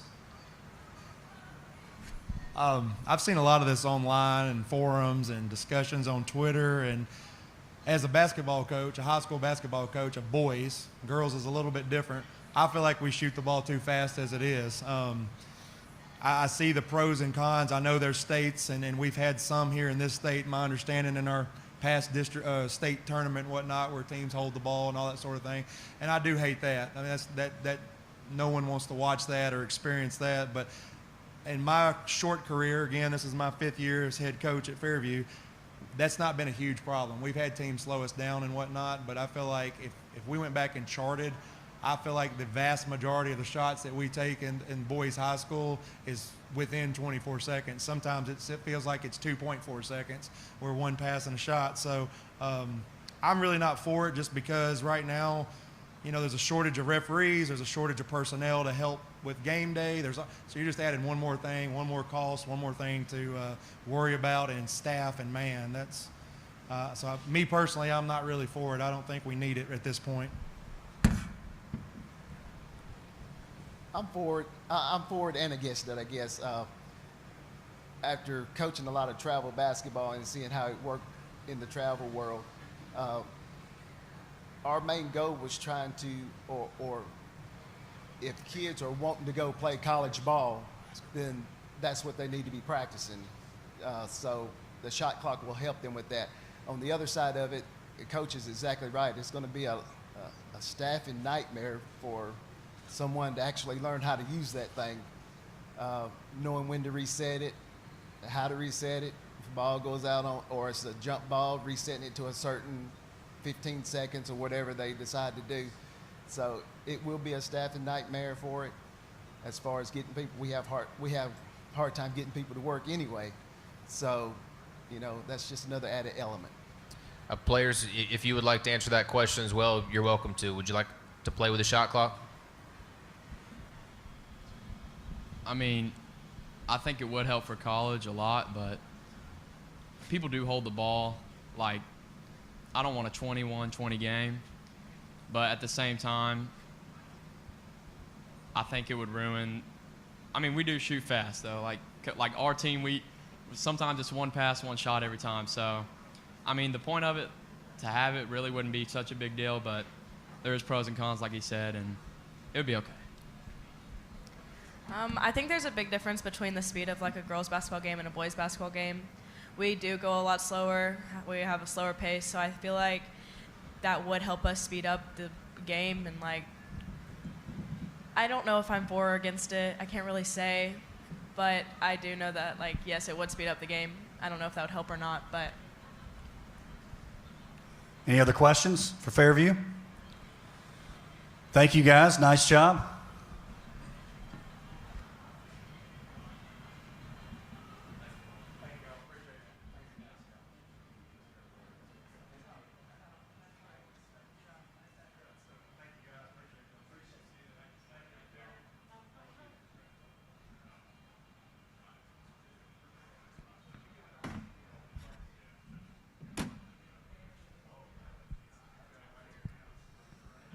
Well, that's a wrap on Basketball Media Day for the 21-22 season. I want to thank several people here before we sign off, starting with Tate Matthews.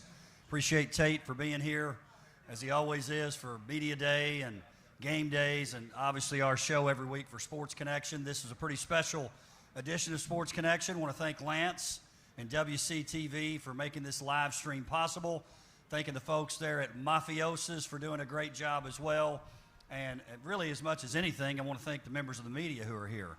You can't have a media day without members of the media. In WCS, we certainly appreciate the coverage that we get, not only during basketball,